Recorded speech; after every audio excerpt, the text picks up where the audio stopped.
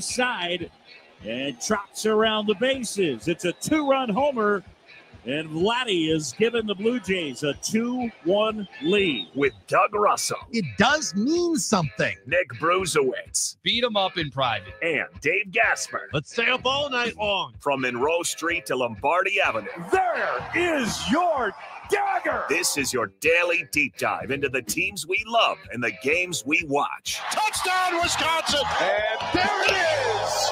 The Brewers will punch a ticket to the postseason. Now here's Doug Russell. Shohei Ohtani is human? What? Didn't see that one coming. This is shocking. Well, after the game that went 18 innings, game 3, Tom Verducci was asked, well, it was through the translator, and it was after the game. And the question was, do you feel like you're going to be ready to go for, pitching in game 4? And through the interpreter, I just want to go home and get some sleep. Yeah. We were all in that boat, but I think especially for Ohtani with, what he has to do in order to get ready to do all of this, pitching and hitting and all that, you got to get your rest. You got to get your sleep for the body to recover. So, yeah, you want to go home and sleep, but you know what? We all did. But we stayed up until 2 a.m. anyways watching it. But thankfully, this game ended at a more reasonable hour last night. Very reasonable hour. And, even his worst performance is like not that bad, right? I mean, you give up 4 and runs through 6 innings. It's not ideal. It's not a quality start. It's not superhuman. And this is, but he delivered what they needed in terms of length. In terms of length, yes. I'm just saying he's human. I mean, yesterday we were talking about, is he the greatest athlete of all time? I won't take that journey with Dave, but I mean, greatest baseball player of all time. You can make that argument.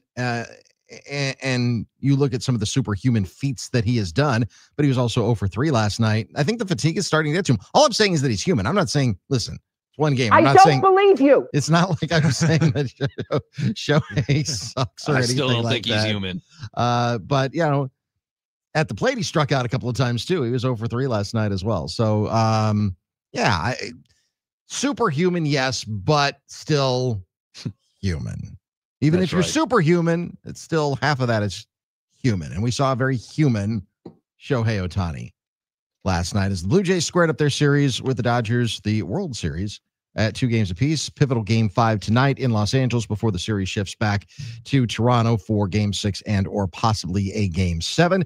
Coming up a little bit later on in the program, I will lay out the case for why Brewers fans should be rooting for the Dodgers. Whoa. It's messed up, man. Oh, man. Doug, we will get there. When you get there, we may be fighting when we get there, but we will get there.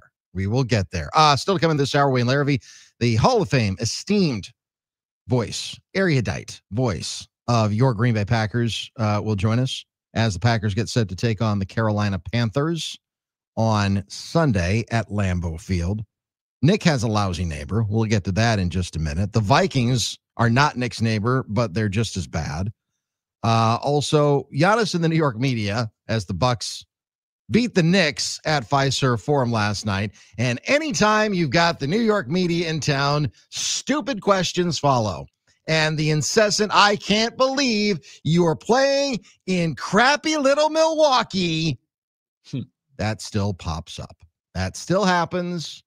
And we're 13 years into this. And I think I have to pinpoint when it began. And I have to pinpoint where it began. Did it begin with Cowherd? Did it begin with Screamin' A. Smith? Did it begin? I don't think it began with Skip Bayless. I think he cares more about football than he does basketball. But it began. This is my turn. But it began somewhere. And I need to get to the etymology of Giannis can't play in Milwaukee because Milwaukee is unworthy of superstars. Because that's what it feels like. That's what it's felt like. It felt like that to a certain extent with Aaron Rodgers, but the NFL is a different animal. But anytime there's a superstar here, oh my God, can't have it. And the Bucks winning an NBA championship, that's not good for basketball. And Stephen A. Smith, how could he possibly be expected to spend time in Milwaukee when it's so cold in the month of July back in 2021? It's chilly in summertime. for a guy from New York. So all of this stuff is just completely disingenuous. It's always been disingenuous. It's always been about pissing on the flyover states. I'm tired of it. And it happened again last night with the New York media. And we'll get to that coming up a little bit later on in the program. Will Giannis end his career with the Bucks? I'm guessing probably not. But he's also spent 13 years here, and he's won a championship here. He's won 2 MVPs here. He's won a Defensive Player of the Year here. He's become a Hall of Famer here. Will he replicate that anywhere else? I doubt that too. Coming up a little bit later on in the program from the Wisconsin State Journal, columnist Jim Polzin will join us. And coming up tonight, you boys are doing double duty. You've got the J&K Security Solutions basketball postgame show as the Wisconsin men's basketball team takes on UW-Platteville. I'm torn on the whole D3 exhibition game thing at the Kohl Center because while I think it's great for the kids to have a game at the Kohl Center, they always get their asses kicked. Yeah. No, there's value in it. I mean, there's an opportunity here for them at the lower level, like you said, to play here. And for Wisconsin, I think there's value in kicking someone's ass and playing the guys that maybe won't play the rest of the season. You're going to see everybody. Dave and I speculated when they played Oklahoma how it would look, and it looked like a regular season game. Yeah, because it was Oklahoma. Right, but it was not a particularly deep rotation that they went to. They went to what it appeared to be maybe the team that they're going to roll with on each given night. Mm-hmm. Tonight we're going to get a chance to watch like Jack Robinson and some of the guys, Zach Kinzinger, that maybe didn't play in that game, play today. First time back at the Kohl Center, get our feet wet from a media perspective, get back into the swing of things. Monday they'll have the Campbell Camels. Is that much tougher? I guess we'll see on the court. No, but at they're least, D1. Yeah, but they're D1. And then you got Northern Illinois, Ball State, Southern Illinois, BYU, I guess, has some cachet to it, but that's in a I mean, they knocked them out of the tournament last year. Yeah. So it'll get better. They got Providence coming up later on before Big Ten season starts, and then that'll open up against Northwestern on December 3rd. Then the big Marquette game, then another Big Ten game, then another Big East game against Villanova, a couple of other non-cons against Central Michigan, and then UWM, and then the Big Ten season starts. So I think listen, I'm excited for Badgers basketball season because it's been a really depressing football season. Yeah. Really rough. We want to see Wisconsin win, so we need basketball season. But again, I'm as a D3 guy, if you're watching on the stream, proudly wearing. Oh yeah, there you go. I would say my UW Oshkosh sweatshirt, but I've got about 30 of these. So one of your UW wearing a UW Oshkosh sweatshirt. I represent my alma mater proudly every day. Titans till I die. And Oshkosh played Wisconsin at the Kohl Center a few years ago, and Oshkosh has had a very good men's basketball program.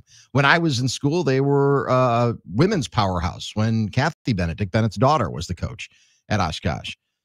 So I've got nothing but love for D3, but I mean, I'm not sure how much value is. Yeah, I mean, kids. I think there's a lot of value for the D3 guys going in, playing in a bigger arena like that, playing that kind of competition. Yeah, for the D1 guys, for the Wisconsin players, it's maybe not quite as much. It does get your lower on the bench guys in the game.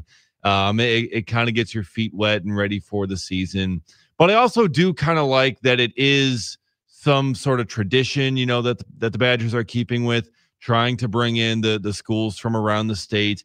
You get to play them. They get to play in the big Kohl Center in front of a crowd that's larger than any of those that the D3 guys are ever going to see and play in front of it in their lives. So I think there's value there, and being able to have that connection with your other schools in the state. Because we've kind of been talking about, does Wisconsin have enough of a connection to the state of Wisconsin in their athletic department and all that? So I do value that part of it, keeping that tradition. Yeah, I mean, I hear what you're saying, and I think there is connection. I mean, I know that there are some coaches who, now I'm not going to use the term carpetbagger. Some would say that, but I would not, because you've got an athletic director, and love him or not, Chris McIntosh is a Wisconsin guy through and through. Played there, starred there, is from Pewaukee. You got Greg Gard, who's a Wisconsin native who grew up in that program. And this whole thing started with Bo Ryan, who's famously from Pennsylvania. But when he came to Wisconsin, not I guess he first university up, but then as an assistant under Cofield, and then came to Platteville, won 4 national championships there, was hired at Milwaukee, did a couple of years as a Division I coach, and then ultimately, I know it was Brad Soderberg who was the interim, but really was supplanting Dick Bennett in Madison when he got there. And one of the things that he brought to Madison as the head coach was that connection with the D3 schools, because he had so much success at Platteville, who's coming in tonight. Right. And tonight is an opportunity for Jeff Gard to come to town with his team, right? Platteville, et cetera. But Greg's younger brother. Right, Greg's younger brother, but it's the Guarding Against Cancer game tonight, and since 2016, Gardo's foundation, this effort cool. has raised more than $9 million for cancer research and patient care across of Wisconsin. So it's a familial connection first and foremost between the coaches, and certainly a cause that is super important to both guys, considering, certainly they share the same parents, and one of which father passed away before Greg became a head coach, and potentially, I don't know as much about Jeff, but I'm assuming so, became a head coach here at Platteville as well. So there's a lot of meaning for this one tonight. I'm looking forward to getting out there and seeing this team in action in person for the first time. The new Culver's logo they added last year, I'm assuming it's still on the court this year. Soon they'll have branding on their uniforms. I get that NIL bag. Yeah. So you keep John Blackwell on this team. Whatever it takes. It's whatever it takes. Right? We talked about it yesterday with Mason Posa and others. Teams are going to be doing whatever it takes to keep players, but I think that this Wisconsin group's a lot of fun. Last time we saw them play against Oklahoma, it was as small of a loss as possible. I expect a win tonight. Now it's 40 or 50 point range. Where do we find them? Well, the Wisconsin women, they took care of business. Who do they play? What school? In-state River school? Falls. That's it. River Falls. Yeah. It was what? They won by 104 like to 40. Yeah, it was something just ridiculous like that. Yeah. And that's a program that has not had the same amount of success as the men's program. We are hopeful that Robin Pinch can turn things around, because women's basketball has never been more popular. It's just been dreadful and at Wisconsin for a long time. So hopefully it is turned around, can't do that in a day, but hopefully it'll start to turn around, and love to get some fans to watch some women's basketball at the Kohl Center as well. All right, we are just getting started. We got a lot to get to. Nick has a neighbor story to tell us coming up ahead of Wayne Larrivee. He's coming up at 10:35 this morning. The Packers again taking on the Carolina Panthers. The NicoletteLaw.com talk and text line is always open to you at 877-794-1973. We have kind of laid things out a little bit. We'll take an early break here, and want to come back with Nick was kind of telling the story off the air, and if you have any bad neighbor stories, I would love to hear some of them, because this one kind of takes, I don't know if it takes the cake, but it's right up there. It's pretty bad. It's pretty bad. And I've got one from years and years and years ago when I lived in Chicago, but I didn't even know if it takes the cake on this one. So if you have any, I'd love to hear it. Nick's got a bad one coming up straight ahead. Wayne Larrivee at the bottom of the hour as well. Stay with us. We're on the Game Radio Network. Doug Russell, Nick Brusewitz, Dave Gasper. We call ourselves D.N.D. Stay with us. It's the game. And I'm on this foolish track, so I spit my foolish flow. My hands go up and down like strip. Stay tuned. Yes. D.N.D. will be back in just a moment. Now, a year in rock spotlight, 1969.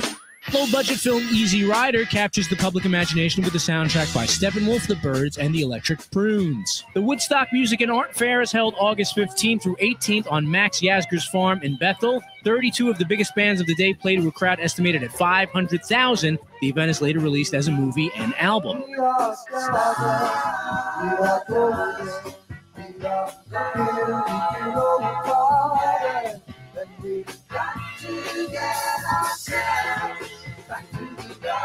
And with the boost from their appearance at Woodstock, San Francisco band Santana hits the top 10 with their debut album, Evil Ways.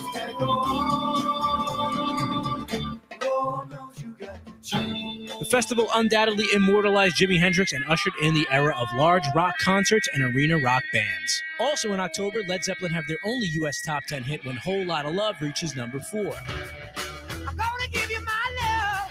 I'm gonna give you my love. Oh, whole lot of love.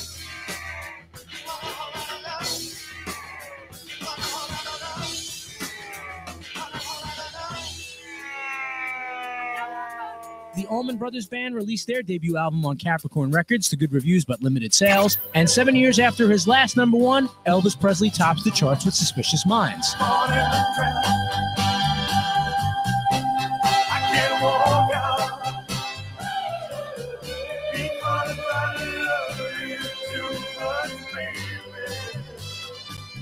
Keep listening to iHeartRadio for more from 1969. Coming up. Now, a year in rock spotlight, 1968. Born to be wild. In January of 1968, Steppenwolf released their debut album, including the single Born to be Wild, which charts at number 2 in the U.S. Johnny Cash records 2 live shows at California's Folsom Prison, along with June Carter and Carl Perkins. Also in January, the Beatles are number 1 with Hello Goodbye. In London, they launched their own company, Applecore, with a store, a recording studio, and record label.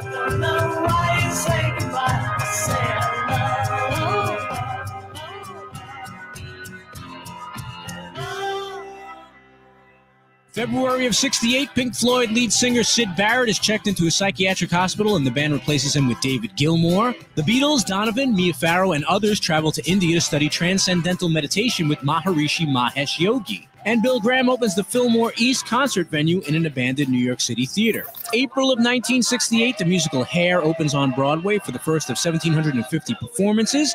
It would spawn several top 40 hits, including Aquarius, Good Morning Starshine, and Hair. Simon and Garfunkel released their album Bookends, which goes to number 1 in the US and the UK. The single Mrs. Robinson would go to number 1 in June, thanks to the movie The Graduate. God bless you, please, Mrs. Robinson. Heaven holds a place for those who pray. Hey, hey, hey. Hey, hey, hey. Keep listening to iHeartRadio for more from 1968. Coming up. Now, a year in rock spotlight, 1969. In May of 69, Neil Young releases his first album with Crazy Horse, Everyone Knows This Is Nowhere, featuring the songs Cinnamon Girl and Down by the River. The Who released the double concept album Tommy, which goes top 10 in the US and the UK. Even on my favorite table, he can't beat my best. His disciples needed him, and he just does the rest. Stop crazy, flipping fingers. Never seen him fall. That kept on a blind kid. Sure plays a mean pinball. David Bowie's single Space Oddity, released to coincide with the Apollo 11 moon landing, reaches number 5 in the UK. Also in July, Bob Dylan has a top 10 hit with Lay Lady Lay in his new, deeper-sounding vocal style, which he attributes to quitting smoking. Whatever colors you have in your mind, I'll show them to you, and you see them shine. Lay, lady, lay, lay across my big brass bed. Blood, Sweat, and Tears have a number 2 hit with Spinning Wheel, popularizing the so-called brass rock movement that includes BST, Chicago, and Electric Flag. Drop all your troubles by the riverside. Catch a painted pony on the spinning wheel ride. Keep listening to iHeartRadio for more from 1969. Coming up. We call it Wagertainment. All right, place your bets, place your bets. VSiN every night at 6. Presented by Potawatomi Sportsbook. Bet above the rest on Fox Sports 920.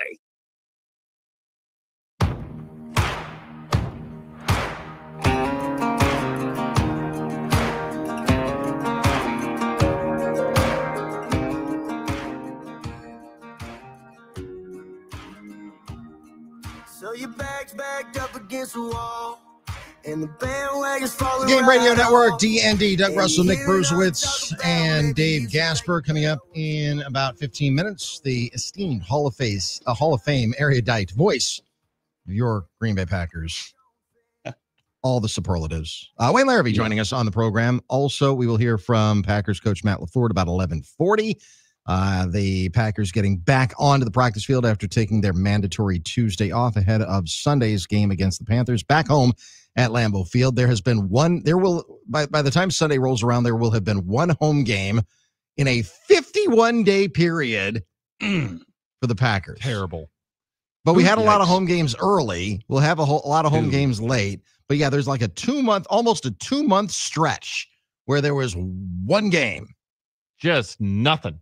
Just a whole lot of road games is what it was. A whole lot of road games. The bye week in there, which is part of it too. But it'll be nice to get back to Lambeau Field and back-to-back home games. That big one coming up Monday night against the defending Super Bowl champion Philadelphia Eagles. Really looking forward to that one. Hopefully this game on Sunday is not a trap game. The Carolina Panthers, not a terrible team. They're 4-4, but they got boat raced on Sunday at home. All right. Right. We were talking about this in the group chat earlier, and we talked about it a little bit yesterday. We kind of had a very Drew and KB type of show yesterday. Yeah. It's okay. They get good ratings. Yeah, absolutely. They get great. Kidding me? They get great ratings. So we'll take part of that. Happy, but yeah.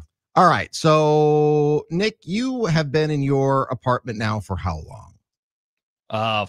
4 months. Okay, so this is new. Yeah.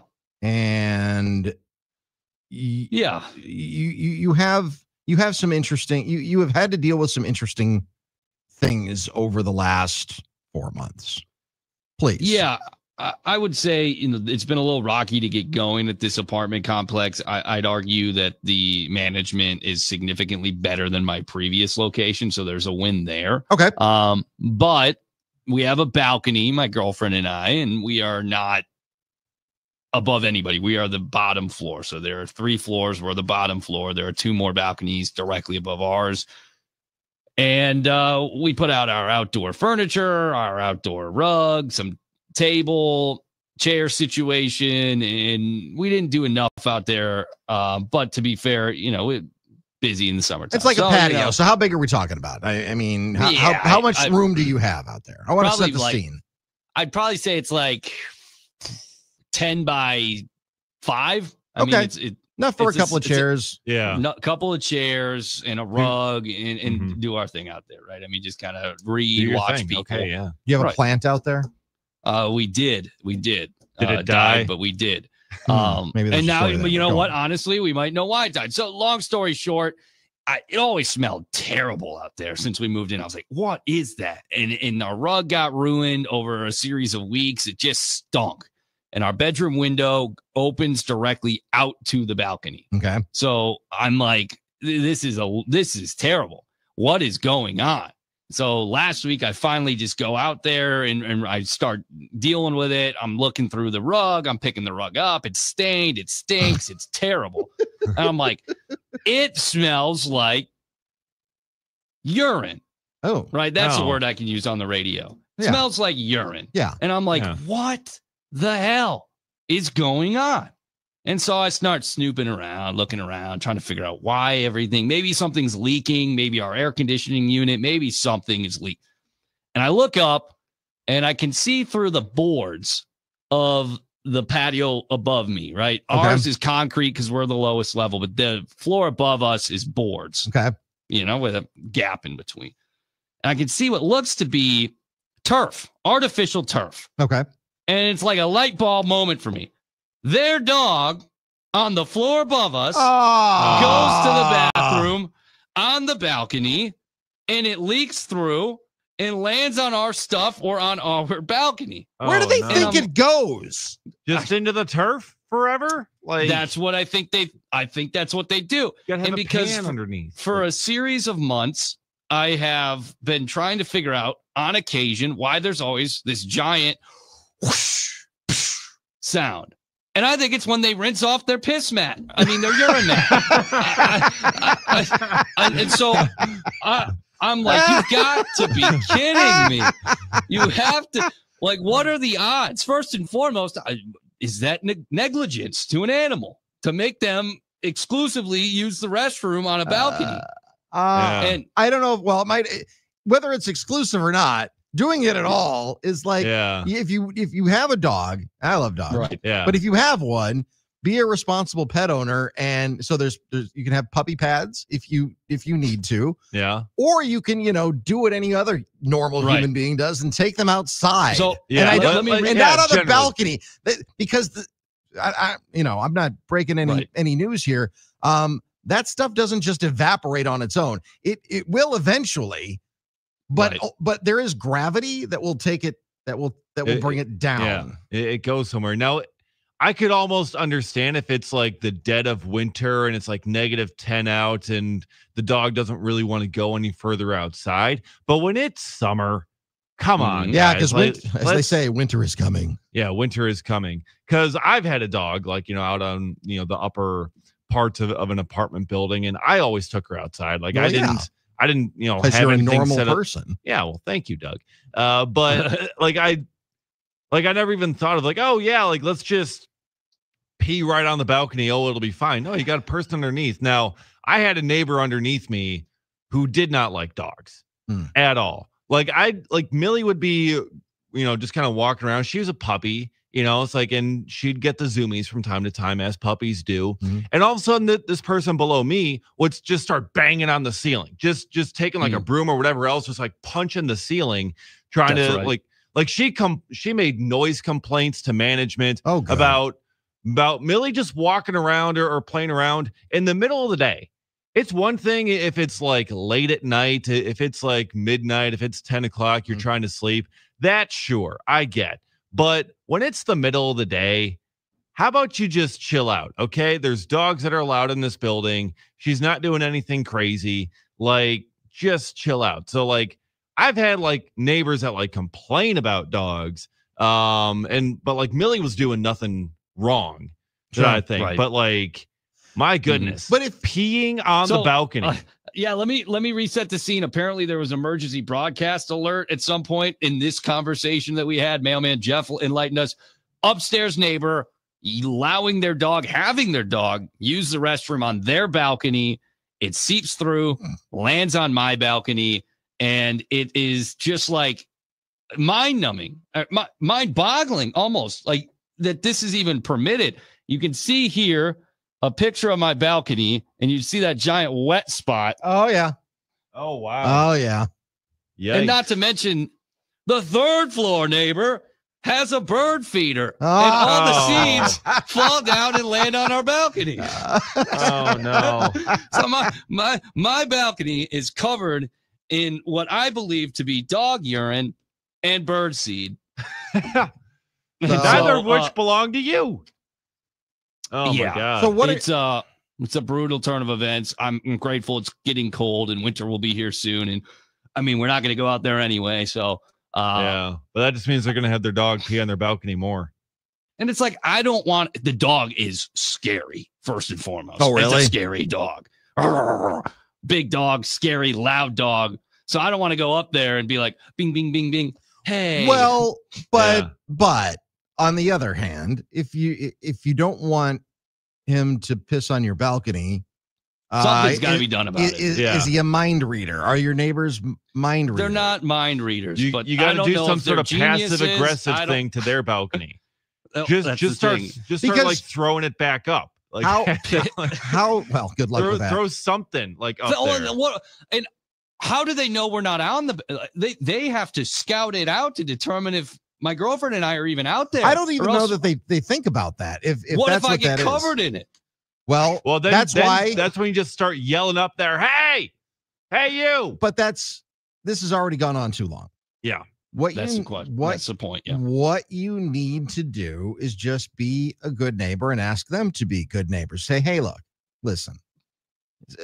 Sometimes you have to be comfortable being uncomfortable, and you have to have that hard conversation because you don't want to involve the landlord yet if you don't have to. Already did. Oh, did you? Oh, okay, never mind. It's been submitted in writing. Did they do anything about it? Not yet. Okay. Not yet. I went in there yesterday. Said, hey, just making sure you received my email, and they're like, yeah, we marked it down. We're gonna be on it. We're coming. We're coming up with a plan. Okay. Well, okay. I don't know. Evict them. I would have. I don't know if you need to do that, but do it. I mean, That's a little aggressive. I would say that your upstairs neighbors are inconsiderate and perhaps not very smart. But I would also say that the first time this happened, the first time that you realized what it was, if you're in one, I don't know what apartment number you're in, but if you're in 1B, or 1A, go up to 2A and just go, hey, I'm your downstairs neighbor. Just so you know, the turf out on your balcony is leaking down, and it kind of smells like urine. Does your dog do their business out there? Because it's leaking on our balcony every day. Yeah, and it kind of ruined our outdoor rug and our chairs and all of this. I think that would have been in my opinion, that would have been a good first step. And if they blow it off then all bets are off. If they blow you off that, that's what I probably would have advised you to do first, is just have that conversation, be really nice about it, kill them with kindness. And if they're still, as Red Hot Tim Knott, right? All right. Who called them douche canoes? Somebody on the talking a lot of line. people. I do like that terminology. That's a great term. But if they're still, Derek and Watoma, I love Watoma, by the way.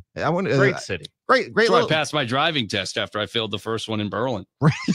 Great little town. We used to have a cottage over on Aragami Lake, and I used to go by the Milty Wilty all the time. It was right across the street from the Silvercrest. Oh, don't get me started on Watoma. I love Watoma. But yeah, I mean, I can still go up there and do that. I just don't, I don't know. But you've already gone to the landlord. Oh, it's not like it.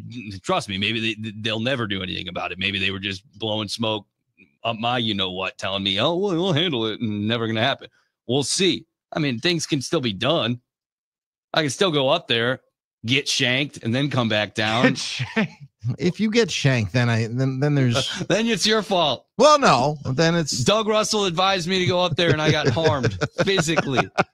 They're just gonna sick the dog on you. Is that what you're thinking? No, it's apparently super aggressive. I think that at some point we've lost, and I don't know if this is just a generational thing, but at some point we've lost our ability to just have a difficult conversation with someone. That's true. We have. So just look somebody in the eye and tell them some bad news. Sometimes you have to do that. Doctors have to do it every day, Sure. HR people have to do it every day when they fire people. They just, listen, I'm sorry. This is how it has to be. It's nothing personal, but can your dog not piss on the balcony? That's right. Yeah, and then after you solve that, then you go up to 3A and say, hey, what is the deal with the whole bird feeder? Because the bird feeder, I mean, what are we trying to get out of this? Because if you have a bird feeder in your yard and the seed falls down, no big deal. It's just going to absorb into the grass when you cut it. Or squirrels get it. Or squirrels will get it. It'll be fine. But when it's in an apartment complex, again, it's the whole concept of gravity. Do I dare add a final element? Oh, boy. We have seen a mouse or two on the balcony eating the bird seed. Oh, there we go. All right. That's great. All right. Wayne Larrivee's coming up next. If you've got a bad neighbor story, we'd love to hear it on the NickLayLaw.com talk and text line. Great neighbor. 877-794-1973. Hall of Fame voice. Packers, Wayne Larrivee coming up straight ahead. Stay with us. Doug, Nick, and Dave, D.N.D. on the game.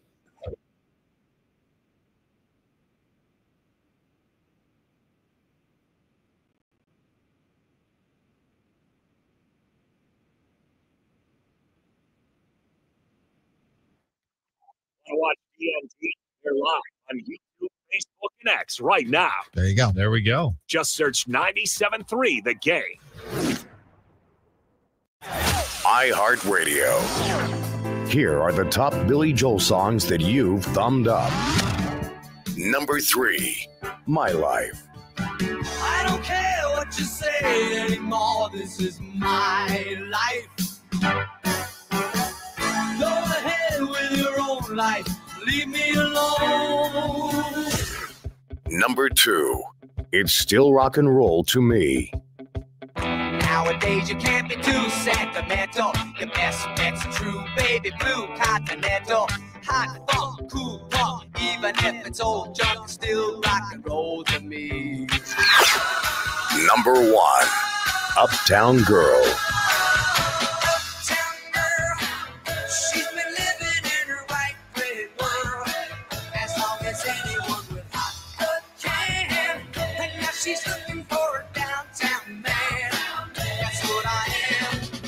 Hear more from Billy Joel and similar artists now. Search for Billy Joel on iHeartRadio.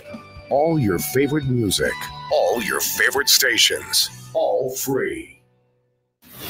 Now, a year in rock spotlight, 1973. In November of 73, Billy Joel's second album yields a minor hit with Piano Man, which goes to number 25. Sing us a song, you're the piano man. Sing us a song tonight. Well, we're all in the mood for a melody, and you got us feeling all right. Ringo Starr continues his solo success with the number 2 album and 3 top 10 hits, including 2 number 1s, Photograph and You're 16. Meanwhile, John Lennon releases his 4th solo album, Mind Games, which goes to number 9 in the U.S.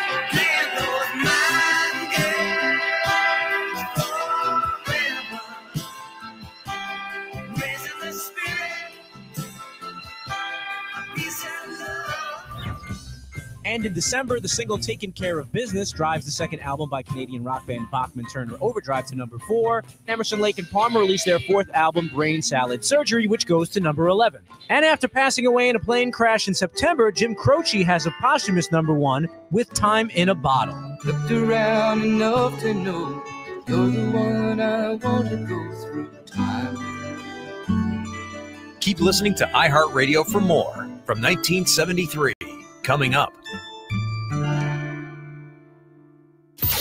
Now, a year in rock spotlight, 1974. Oh, the band on the run. Band on the run. In January of 1974, the top-selling album of the year is released, Paul McCartney and Wings' Band on the Run. Bob Dylan, backed by the band, has his first number 1 album with Planet Waves. In February, Jersey City's Kool and the Gang have a top 5 hit with Jungle Boogie. New York City's Kiss released their debut, which sells 75,000 copies without a hit single.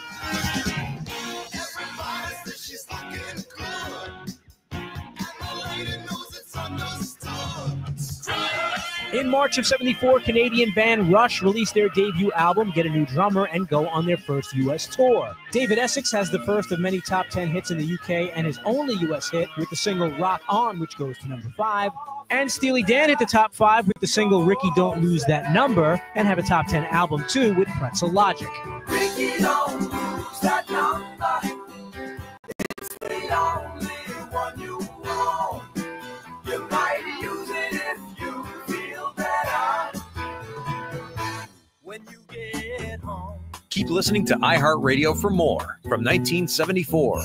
Coming up.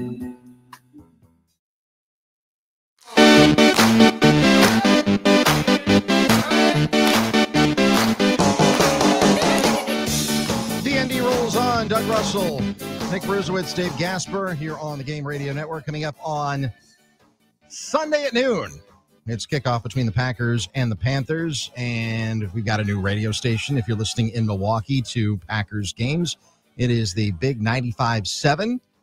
You can find it there, or you can find it on your Packers radio network station near you. One thing that hasn't changed, and thank goodness for that, is that the voices will still be the same, including the Hall of Fame voice on play-by-play for the last 27 years. Wayne Larrivee joining us on the program right now. Wayne, appreciate the time. How are you today? Good, Doug. How are you guys doing? We're doing good. Nick was telling us a bad neighbor story because his upstairs neighbors let their dog pee on their balcony and then it falls down onto his. Ever had a bad neighbor? Oh yeah, yeah, that happens. You know, when you live and you've got somebody living above you, there's always the chance that could happen. Gravity, man. Every time. There's always a chance about pee. That's just the way the gravity works. It's a tale as old as time. It is. As I mentioned, the Packers taking on the Panthers coming up on Sunday, but I do want to rewind to start. What a ball game on Sunday night between the Packers and the Steelers. Was it odd for you to be calling another Aaron Rodgers game, but him not wearing a Packers uniform? Yeah, it's funny. Every time I looked down on my board and I saw Aaron Rodgers there at quarterback, I was thinking I was looking at the Packers board. You know? So, yeah, no, it was a little strange. It really was after all those years. But, you know, there have been a couple of years now where Aaron hasn't been the Packers quarterback. So that kind of eased the transition, so to speak. Wayne, were you surprised by how easy it was to cut through that Steelers defense? Just historically, that's a team you circle and say this is going to be a tough battle to get anything done. In the second half, it was a score on every possession. Yeah, the thing about the Steelers defense, they've been kind of spotty this year. And on occasion, they do Steeler-like things, and then they give up big yards on the ground or through the air, something like that. It's uncharacteristic of that defense. But the more you looked at it, and especially in the second half, you saw a defensive unit with a lot of familiar names, a lot of older names, and they look like they're kind of in regression, so to speak. I don't think on any given occasion they can be as good as they once were, but oftentimes they're not. And that's kind of where they're at. They have an aging, high-paid, big-name defense that isn't quite getting the job done for them. Yeah, and they weren't getting the job done against Tucker Kraft, Wayne, on National Tight Ends Day, as you've pointed out multiple times on the broadcast. Tucker Kraft had himself a phenomenal game. What have you seen from him in terms of his production and how great maybe he can possibly be? Well, he's developed into arguably one of the top 2 or 3 or 4 tight ends in the league. And the thing that separates him from some of these guys is his ability in line to block and execute the right block and that kind of thing. The pass catching thing, we've saw it from McBride. In the open field, the explosiveness of George Kittle in San Francisco. There are a lot of other guys. Mark Andrews is an excellent pass catching tight end. All these guys do something extremely well. Tucker Kraft does most of those things extremely well. And I think that's kind of what sets him apart. He's the most complete, I think, of the tight ends in the league right now.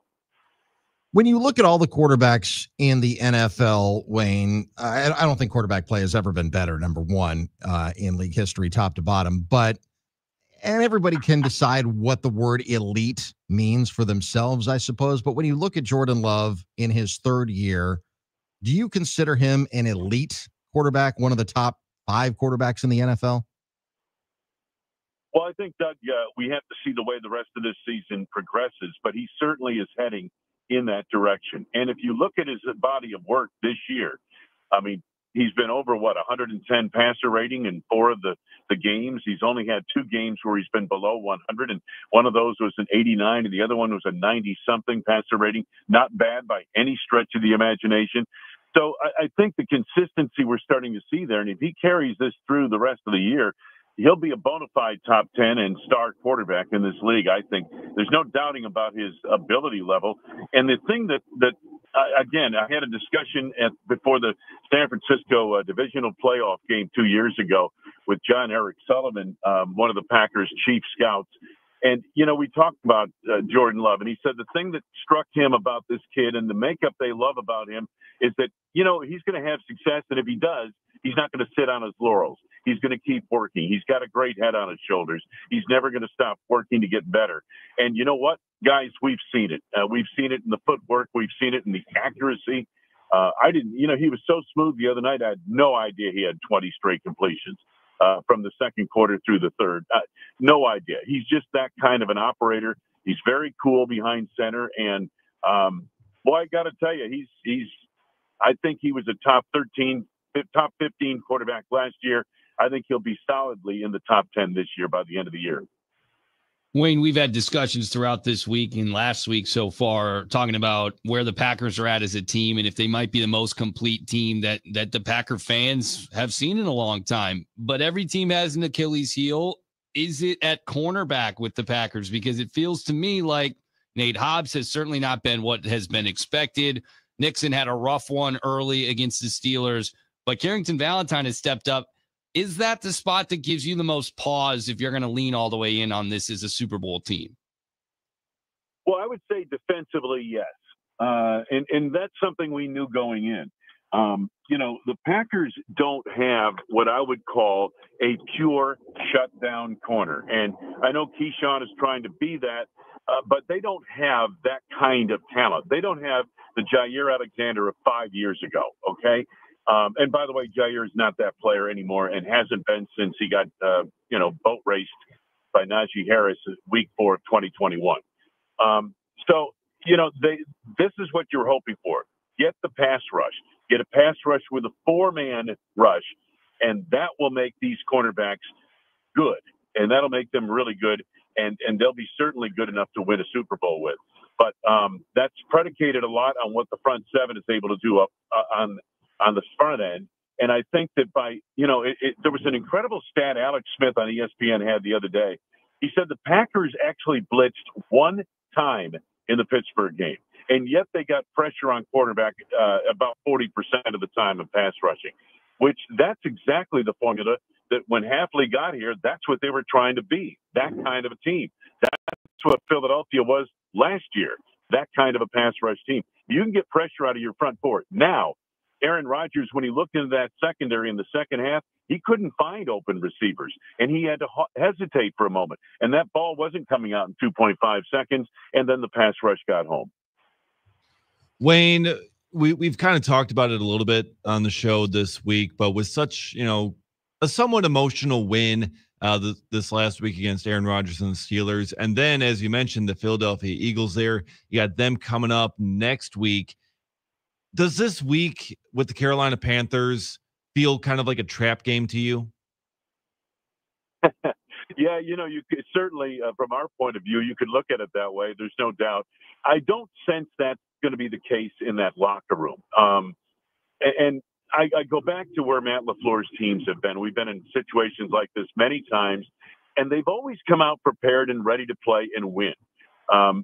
That's primarily, they take care of business. They really do. And I just think the mentality in this locker room, I don't think they're looking at it that way. But I do know this, that Carolina's not a bad football team, and the Packers will have to bring some kind of semblance of an A game to win in Lambeau Field this week. And I sense they will. I think they're growing and maturing as a football team. That we've seen that since the bye week. Let's talk about the Carolina Panthers. This week's opponent coming up on Sunday. They've got, I know when you and I were doing the draft show up in Green Bay, we talked a lot about Teteroa McMillan, number 8 overall draft choice a couple of years ago. Of course, they drafted what they hope to be as their quarterback of the future in Bryce Young. When you look at this Panthers team, 4-4, they got beat up pretty bad this past weekend, but it's not the same Panthers team that was a complete embarrassment a couple of years ago. So, I think Packers fans should at least be aware of that, but they've been respectable. What do you see from this Panthers team when you're doing some scouting for the game coming up? Yeah, Dan Morgan, the former linebacker, is now their general manager. They've done a great job in the draft. They're getting a lot of early contributions from, you mentioned, Teteroa McMillan, who leads rookies in catches and yards per reception and reception yards. They've gotten a lot of mileage out of that rookie class so far. It's kind of changed the way they're playing, but they've been spotty. They've been a little up and down. Defensively, they've been great against the run, and then they get boat raced on the ground by Buffalo. They, run the football exceptionally well, and now Chuba Hubbard hasn't been able to scratch much. But Rico Dowdle, whom they picked up from Dallas on a 1-year contract, is 5th in the league in rushing yards. So they've been a little bit up and down. Bryce Young missed the game last week. That really hurt. Andy Dalton is shot. He's done as a credible quarterback in this league. And that showed last week. He had 3 turnovers, 2 interceptions, lost a fumble, and was sacked 7 times, including some situations where he was sacked where you said, oh my gosh, elementary for a veteran quarterback. You just get rid of the ball in that situation. And yet he didn't. And that's a sign of a quarterback who's kind of lost it. So if Bryce Young is back this week, he had an ankle injury. They said a high ankle sprain. He sat out last week. We'll see if he plays this week. Today we'll find out if he makes the practice field. And if he does, they have a decent football team. And by the way, a real bad Carolina team down at Carolina gave a playoff-bound Packer team all they could handle Christmas Eve 2 years ago. Yeah, that one came down to it. Time ran out on the clock, if I'm not mistaken, right? I mean, Thielen with a catch across the middle, they ran out of time. They could have won that one. Wayne, I want to touch on Christian Watson, his return this past weekend, 4 catches, north of 80 yards, and you saw his value both as a weapon and as a blocker. This dude changes things pretty quickly for this offense. He really does. He's a freakish athlete.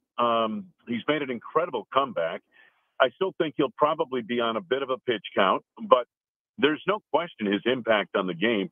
And it's very similar to what Parsons does for that defense. It's not just his numbers. It's what he opens up for the people around him by his mere presence on the field. And I think that's going to continue now. I think what they're going to try to figure out is a way of getting both him and Matthew Golden involved, especially with all the speed they present.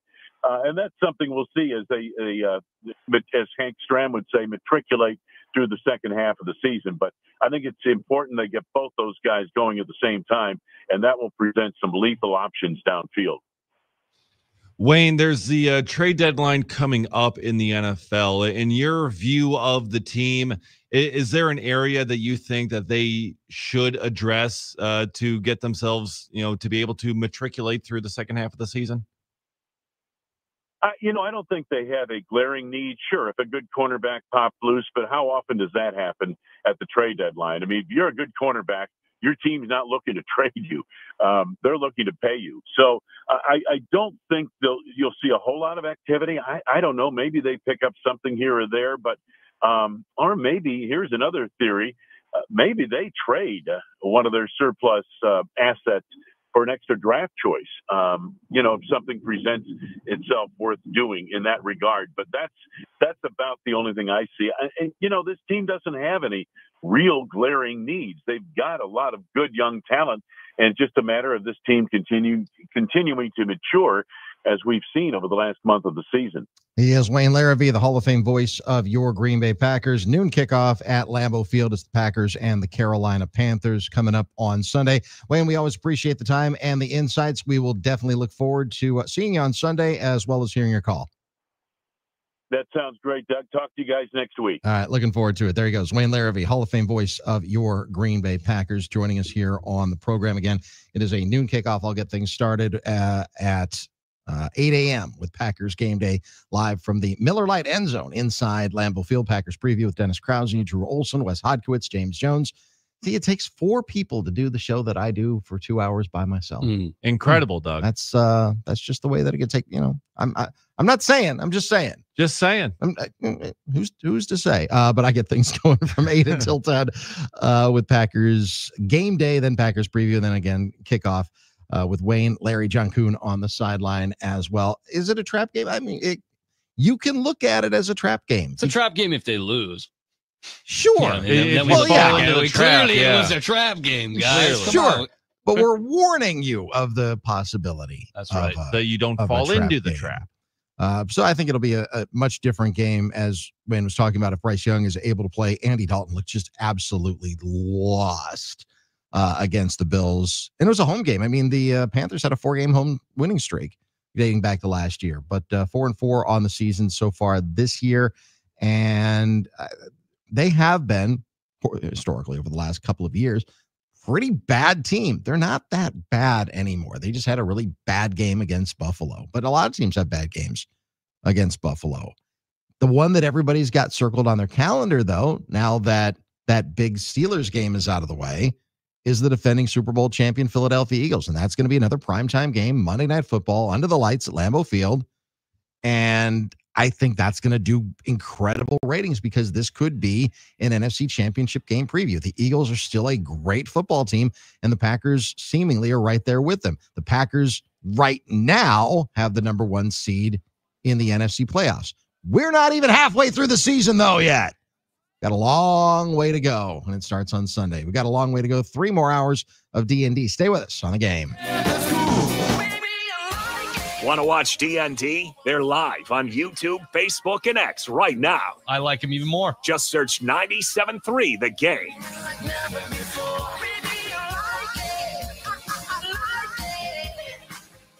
Now, a year in rock spotlight, 1969.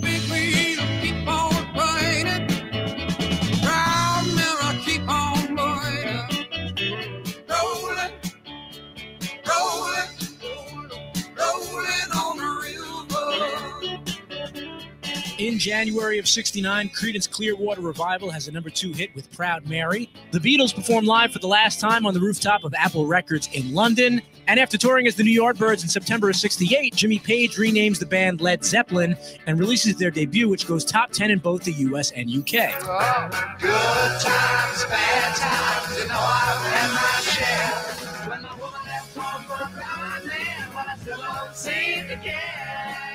In February of 69, Detroit rockers MC5 released their debut album Kick Out the Jams on Elektra Records. Tommy James and the Shondells have a number 1 hit with the psychedelic-influenced Crimson and Clover. And San Francisco Sly and the Family Stone go to number 1 with the single Everyday People.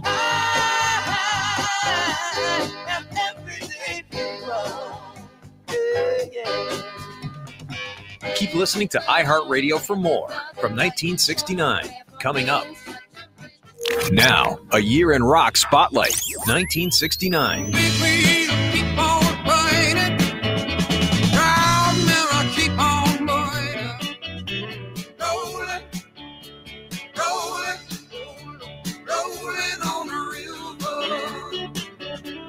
In January of 69, Creedence Clearwater Revival has a number 2 hit with Proud Mary. The Beatles perform live for the last time on the rooftop of Apple Records in London. And after touring as the New Yardbirds in September of 68, Jimmy Page renames the band Led Zeppelin and releases their debut, which goes top 10 in both the US and UK. Oh, good times, bad times, you know I've had my share. When my woman left home for a blind man, but I still don't seem to care. In February of 69, Detroit rockers MC5 released their debut album Kick Out the Jams on Elektra Records. Tommy James and the Shondells have a number 1 hit with the psychedelic-influenced Crimson and Clover. And San Francisco Sly and the Family Stone go to number 1 with the single Everyday People.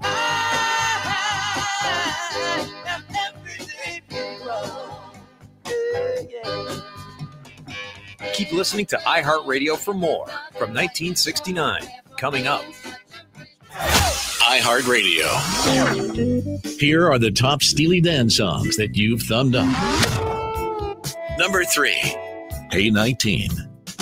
She thinks I'm crazy, but I'm just growing old. Hey 19. We got nothing in common. We can't dance together. We can't talk at all. Number 2, Do It Again. Yeah, you go back, Jack, do it again. We'll turn it round and round. You go back, Jack, do it again. Number 1, Reeling in the Years. Are you reeling in the years? Stowing away the time? Are you gathering up the tears? Have you had enough of mine? Hear more from Steely Dan and similar artists now. Search for Steely Dan on iHeartRadio. All your favorite music, all your favorite stations, free. Now, a year in rock spotlight, 1967. Van Morrison, formerly of the band Them, has a number 10 hit as a solo artist with Brown Eyed Girl.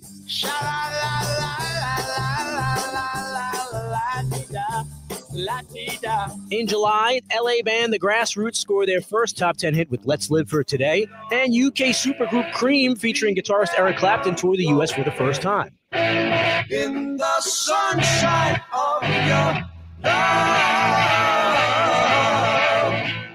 And in September, Janis Joplin's band Big Brother and the Company signed with Columbia Records and released their debut album. October of 67, Memphis band The Box Tops, including 17-year-old gravel voice singer Alex Chilton, have a number 1 hit with The Letter. Yeah, get a ticket for an aeroplane. Ain't got time to take a fast train. Lonely days are gone, I'm a going home. My baby used to cook me a liver. My baby used to cook me a liver.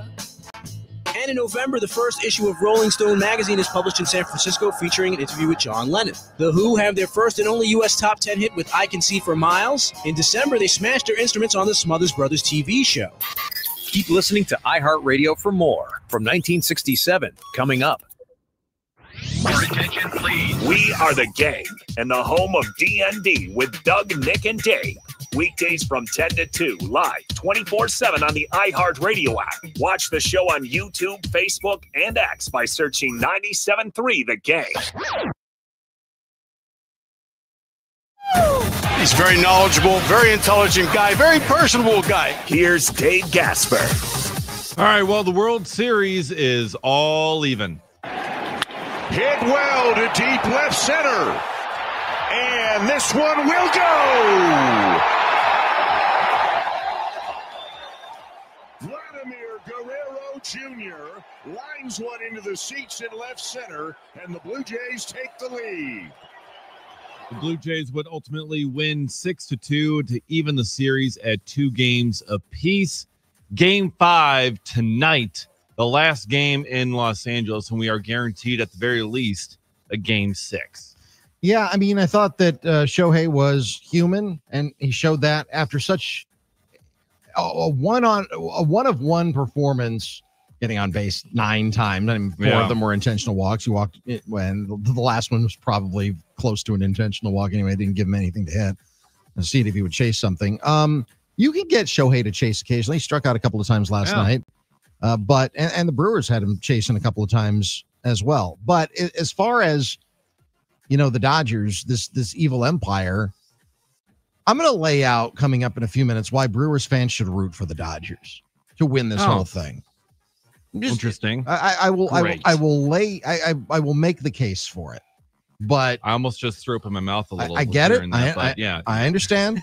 I understand, but it's at least going back to Toronto, and listen, Vladimir Guerrero is a great player, and he's having an incredible postseason right now. So let's not. I know that everyone wants to talk about the Dodgers. Everyone talks about Shohei. Everyone's talked about the $300 million payroll. Get all of that. Look at what the Blue Jays have done all year long. Look at the talent that they've assembled. Look at Shane with only Bieber, a $250 million payroll, but right. Continue. But Shane Bieber, a midseason pickup. All of these guys that they have assembled in Toronto, that's pretty impressive in and of itself. Yeah, it's definitely a very strong team, and they have one of their young guns going tonight. Trey Savage is going to be their Game 5 starter. First round pick last year. He was the Game 1 starter for the World Series, and Blake Snell will be going for the Dodgers here in Game 5. We got a little bit of breaking news coming out of the NFL in the last half hour or so. The Detroit Lions and Aiden Hutchinson have agreed to a new contract extension, 4 years, $180 million. $141 million guaranteed, so $45 million per year. Trailing only Micah Parsons at $46.5 million per year. Parsons, of course, at 4 years, $188 million, but just $136 million guaranteed. So $5 million more guaranteed to Aiden Hutchinson. Well, I'm almost surprised that he didn't get more because he's younger. I mean, slightly. I mean, Micah Parsons in his 5th year, Aiden's in his 3rd, I think. So he's a little bit younger, but not much. More hurt. True. He did have the injury last year, but listen, every player in the NFL is one snap away from getting hurt. Yep. When they offer you the bag, take it. When they offer the bag, take it. Yes. But with Hutchinson, he's so beloved there. I mean, he's a Michigan native, went to the University of, first round overall pick, says and does everything that you would want. He's a maniac on the field, but a choir boy off the field, and he's homegrown, and he produces. I mean, this kid's right out of Central Casting. So I am a little bit surprised that he didn't get more than Parsons, but maybe he didn't ask for more, and the Lions perhaps got maybe the tiny hometown discount. I mean, look, when you're at $180 million, what's a few million amongst friends? Right. I'm just saying he is the Detroit Lions right now. With all due respect to Jared Goff, with all due respect to Sheila Ford Hamp, and Dan Campbell, and everyone that's there, it's Aiden Hutchinson. I mean, he's the golden boy. He can do no wrong in the state of Michigan right now. I get it. Yeah, he could be elected governor if he wanted to. Yeah, he probably will be someday. Yeah, I would look at him and I would say it's obvious that he's a top 5 pass rusher in the NFL. And it's unfortunate that it's a team that the Packers will see two times a year yep. at minimum, if not in the postseason, additionally moving forward. if TJ Watt would have been drafted by the Packers and had the same career trajectory that he had with the Steelers, that would be the only parallel. Homegrown, went to the University of, choir boy off the field, married a hometown girl. I mean, just knocking it out and produces. Just check box, check the box. That's Aiden Hutchinson. Yeah. And now he's able to take the checks to the bank as those will be coming in as well. Checks. So lots of checks. Lots of checks for Aiden Hutchinson. I think any check over $1 million should be like one of those giant checks. That's what I'm saying. Yeah, it should be. But the number of zeros should reflect the size of the actual document. Yeah. I mean, for all these guys, game checks. I mean, my goodness. Speaking of getting checks, coming in to get some more checks from the NFL, Mercedes Lewis. He is back. Big dog, baby. Big dog is back. The 41-year-old tight end Mercedes Lewis. 41 my ass. He's like 63. Him and Aaron are the same age. He signs with the Denver Broncos to their practice squad. If he gets elevated to the active roster, he will be the oldest tight end in NFL history. I love this. Big dog returns. I love it. Mercedes Lewis was such a cool customer in that locker room. I miss him in Green Bay. I understand that the Packers had to get younger because they've been the youngest team in the NFL. Green Bay has been for the last 3 years, but they were the oldest team there for a while. When you had old man Rodgers, when they had old man Big Dog Mercedes Lewis. Yeah, he was fun though. I mean, some of these old veterans who've seen literally everything in the NFL, those are the ones when they get them away from the media scrum reporters and they just start spinning yarns about the times that they had in the NFL. Mercedes Lewis was one of those guys. I love Mercedes Lewis. I'm glad he's back in the league. Yeah. One last ride, maybe, potentially. Who knows? Maybe he'll come back as a 42-year-old or 43 or 63 or however old and just keep on playing. He's got something to offer after he's done playing, too. I don't know if he wants to be a coach. I don't know if he wants to be a broadcaster. I don't know if he wants to stay in the game of football. Of course, he's played for about 49 years. If he's trying to play as a tight end at 41 years old, I'd have to imagine he wants to stay around the game of football. You are probably... He's a blocking tight end. That's Aaron, it's not true, sexy. But Aaron, he is a blocking tight end, but Aaron liked to get him the ball, too. Yeah, when he could. In the red zone. Yeah. Aaron just threw a left tackle the ball this past weekend. That's what I'm saying. If you're one of Aaron's boys, he'll get you the rock. Yeah. Well, that's what Marquez Valdez-Scantling is hoping for. No, he just has to hang on to it. Yeah, that is the problem. That's always been the problem with MVS. But yeah, I think Mercedes Lewis, he's got something to give football after he's done playing. But apparently he's not done playing yet, and I love to see it. Not done yet. He's still going. I love it. I appreciate it. So yeah, that's that's some big moves there in the NFL. Mercedes Lewis, Aiden Hutchinson, totally same stuff. Pretty much the same guy. The Patriots made a pair of moves yesterday, trading away a couple of guys. Kyle Duggar, safety to the Steelers, and Keon White, I believe, interior defensive lineman to the Niners. And people were kind of wondering, scratching their heads. I mean, the Patriots are 6-2. Why are they sellers? And it's just old excess parts they don't need, getting capital for it. They're savvy. That's a smart move. But lots have speculated that this is going to be a busy trade deadline. I take that with a grain of salt. I know the NFL is incredibly unpredictable and their deadline is by a mile the least interesting. But I'm holding out hope that there are some cool moves to be made in the coming days. Yep. I mean, we have seen the NFL trade deadline grow at least a little bit more in recent years. I mean, it used to be, it would pass and nothing would happen. But now, even though they're largely minor moves, we are seeing moves and a little bit more in quantity of them at the NFL trade deadline, which I think is remarkable. Well, the last couple of years, the Packers have used the trading deadline to, add late round picks, but it was more addition by subtraction. I don't know if they're going to be sellers this year because I know the name Romeo Doubs comes up a lot because they've got such depth at wide receiver. But I don't know if you're a Super Bowl contender that you want to be subtracting somebody who gets open in the red zone as much as Rome does. But 2 years ago, they traded Rasul Douglas. I'm not sure that was a great trade at the time. I think it did some damage to the locker room because a lot of people were questioning why was your starting cornerback sent out. But maybe there was some behind the scenes stuff that they were made it a little bit more addition by subtraction. I say the same thing about Preston Smith last year because he wasn't getting playing time and he was starting to bitch about it. Yeah. Well, and Rasul Douglas, I mean, they were also 2-5 at the time, weren't they? Yeah. I mean, so it's like, okay, like you're at the time a bad team. It seems like you're going nowhere. It seems like this season's going to be going south. So yeah, why not trade him and try and get, whatever it is that you can, get some draft picks and load up for the next year. That one made, I think a little bit more sense based on the record at the time. Preston Smith, it's like, yeah, you're not going to be sticking it out here. Either we're trading you or you're going to end up getting cut. And why not? If someone's going to offer you something for him, just take it. Yeah, I'm kind of the opinion that late round draft choices are mostly flyers.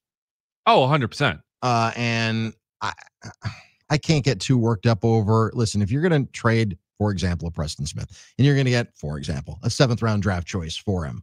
I mean, what are you really getting for him? Yeah. I mean, it could be someone like Carrington Valentine.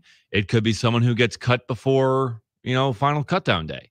Yeah, you never know. You could get a guy who could be a decent role player for you.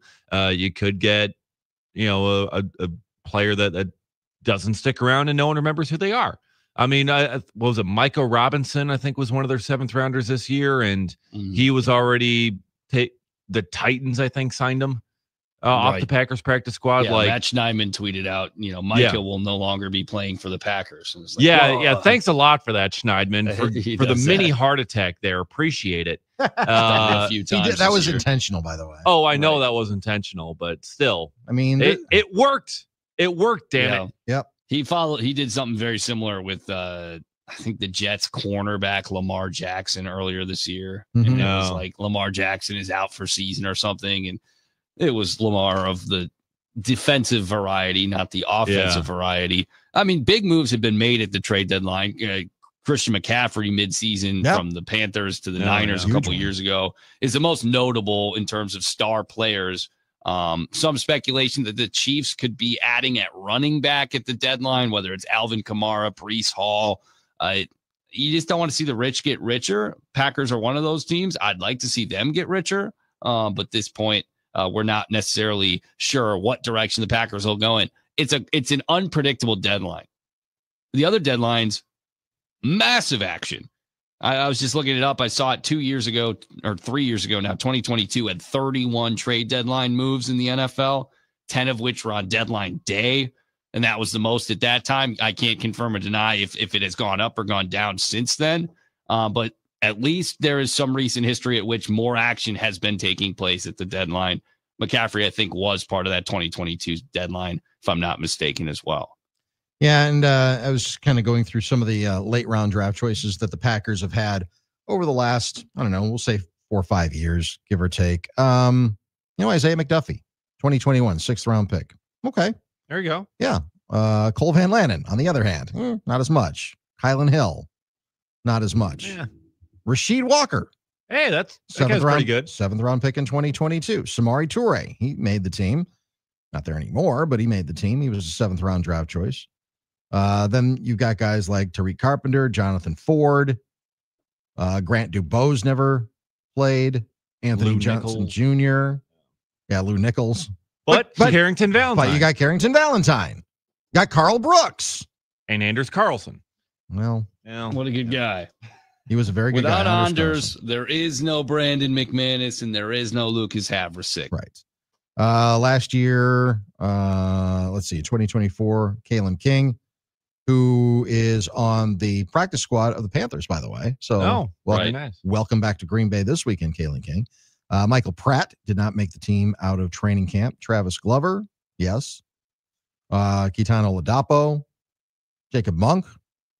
Yeah.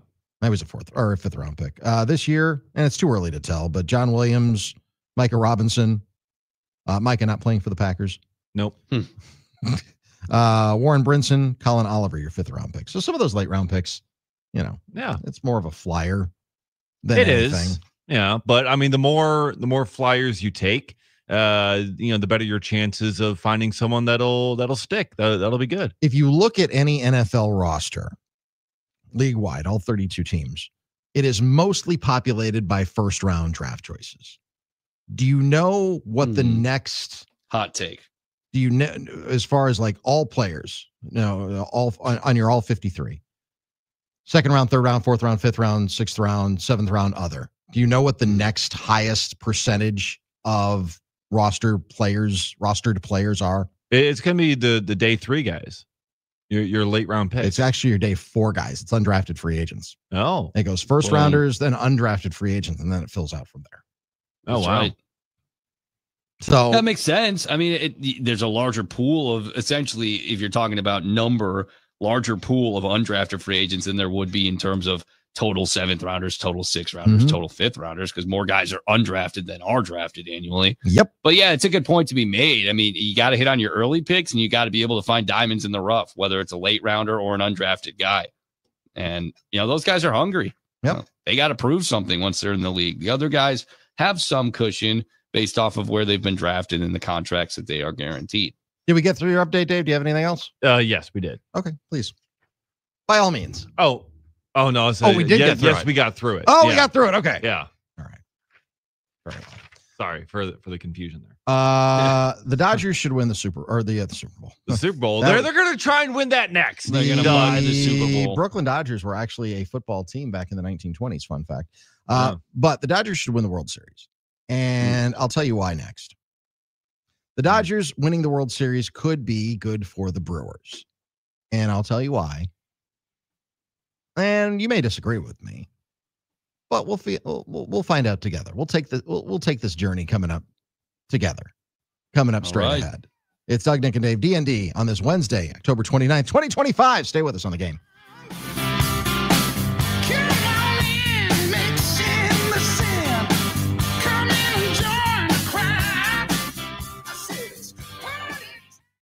Stay tuned. Yes. D.N.D. will be back in just a moment.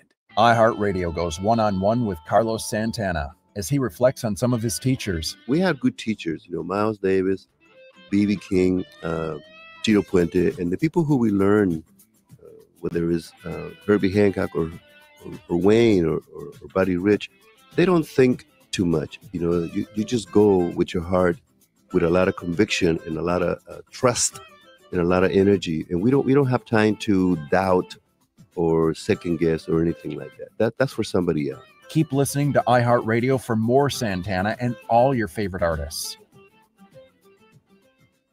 iHeartRadio! Here are the top Bryan Adams songs that you've thumbed up. Number 3, Run to You. When it gets too much, I need to feel your touch. I'm gonna run to you. I'm gonna run to you. 'Cause when the feeling's right, I'm gonna run all night. I'm gonna run to you. Number 2, Heaven. Baby, you're all that I want. When you're lying here in my arms, I'm finding it hard to believe we're in heaven. Number 1, Summer of '69. Standing on your mama's porch, you told me that it lasts forever. Oh, when you held my hand, I knew that it was now or never. Those were the best days of my life. Hear more from Bryan Adams and similar artists now. Search for Bryan Adams on iHeartRadio. All your favorite music, all your favorite stations, all free.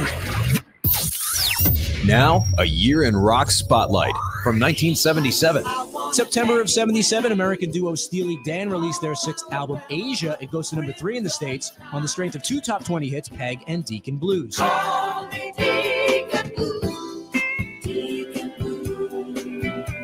In October, the major label debut album by Meatloaf is released. Hits number 14 in the U.S. and goes on to be one of the best-selling albums of all time. I gotta know right now, before we go any further, do you love me?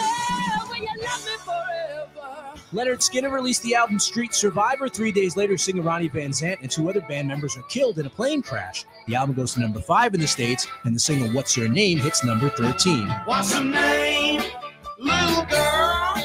What's your name? In November, Eric Clapton's Slow Hand is released. It goes to number 2, driven by 3 hit singles, Cocaine, Wonderful Tonight, and Lay Down Sally. Lay down, Sally, and rest you in my arms. Don't you think you want someone to talk to? Keep listening to iHeartRadio for more. From 1977, coming up. Hey, it's Hunter Baumgart with a programming update. Where can you find the games you want to listen to and when? We've got the answers. Coming up tonight, the Wisconsin Badgers men's basketball team hosts UW-Platteville in an exhibition game at the Kohl Center. Tip-off is at 7 o'clock. You can hear the game in Milwaukee on News Talk 1130 WISN with pregame beginning at 6:30. In Madison, you can hear the game on 1310 WIBA. Also, the Milwaukee Admirals host Chicago at Panther Arena this evening at 7. Pregame begins at 6:30 on Fox Sports 920 WOKY. I'm Hunter Baumgart for the Game Radio Network. Now, a year in rock spotlight from 1976. Bob Dylan releases his album Desire. It goes to number 1 in the States, thanks mainly to significant radio airplay for the single Hurricane. Couldn't help but make me feel ashamed to live in a land where justice is a game.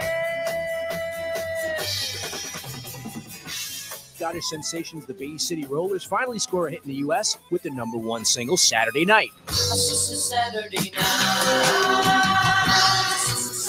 night. In February, former Steve Miller Band member Boz Scaggs has a number 2 U.S. album with Silk Degrees. Peter Frampton hits number 1 with his double live album Frampton Comes Alive. It would become the best-selling album of 1976. I want you, show me the way, every day. I want you, show me the way, night and day. In March, Irish hard rockers Thin Lizzy's 6th album, Jailbreak, scores them an hit single with The Boys Are Back in Town. The boys are back in town again. Been hanging down at Dino's. Keep listening to iHeartRadio for more. From 1976, coming up.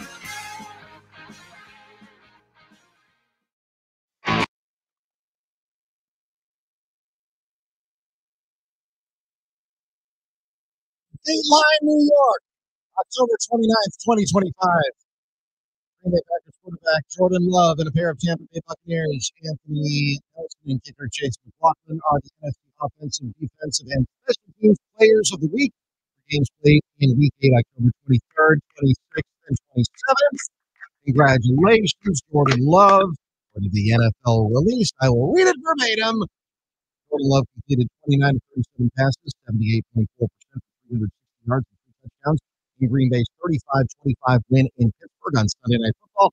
Love became the first quarterback in NFL history to record 20 consecutive completions, at least 350 yards, at least 3 touchdown passes, and take 0 sacks in a single game. They reach deep for that. Those folks at Elias Sports Bureau. It's unusual because, you know, anytime you do something for the first time ever in NFL history, they've got these databases and algorithms where they just kind of crunch the numbers and say, yeah, he's the first one to ever do that. But I will repeat it. 20 consecutive completions, at least 350 yards, at least 3 touchdown passes, and take no sacks in a single game. So there's that. Love's 20 consecutive pass completions tied Pro Football Hall of Famer Brett Favre, Week 12, 2007. For the most consecutive completions in Green Bay history, Love's 134.2 passer rating was the highest of his career as a starter. This is the 3rd career Offensive Player of the Week award for Love, the 3rd most by a Packers quarterback, trailing only Aaron Rodgers and Brett Favre, which shouldn't shock anybody. Aaron Rodgers, by the way, won Offensive Player of the Week 19 times in his career. Brett Favre won it 12 times. It's actually less than I thought. For Rodgers? Yeah. I mean, you know, he started in Green Bay for nearly 2 decades. And I would think multiple times a year he would have won it. So, well, I mean, he's the starter for 15 years and he won it 19 times. So that's more than 1 a year. That's what I'm saying. You'd think more than 1 a year on average. Well, I mean, maybe there's voter fatigue in the NFL. You know, that's also possible. That's right. I mean, J.J. McCarthy did win Offensive Player of the Week in Week 1 when he had 3 terrible quarters and then delivered in the 4th quarter exclusively against the Bears.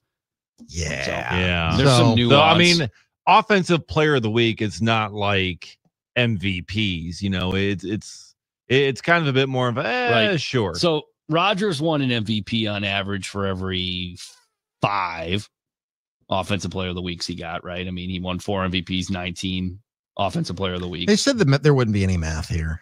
Yeah. All I'm saying is if Favre on average won it every 3 times, he won offensive player of the week. So it's true.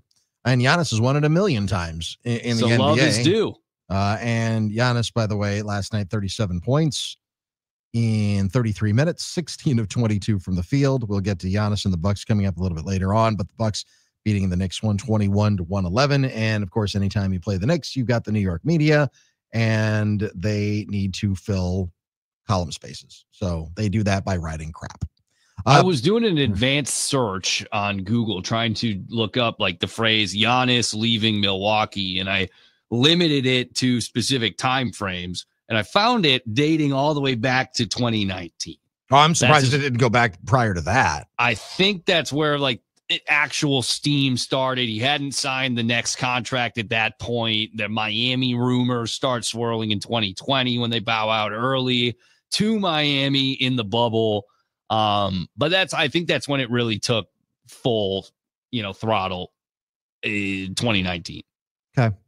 I mean, he didn't emerge until was 17 his first even year. In his second 16. In his second season, there were stories about if you could redraft the 2013 NBA draft, Giannis would go first. That was as early as 2015.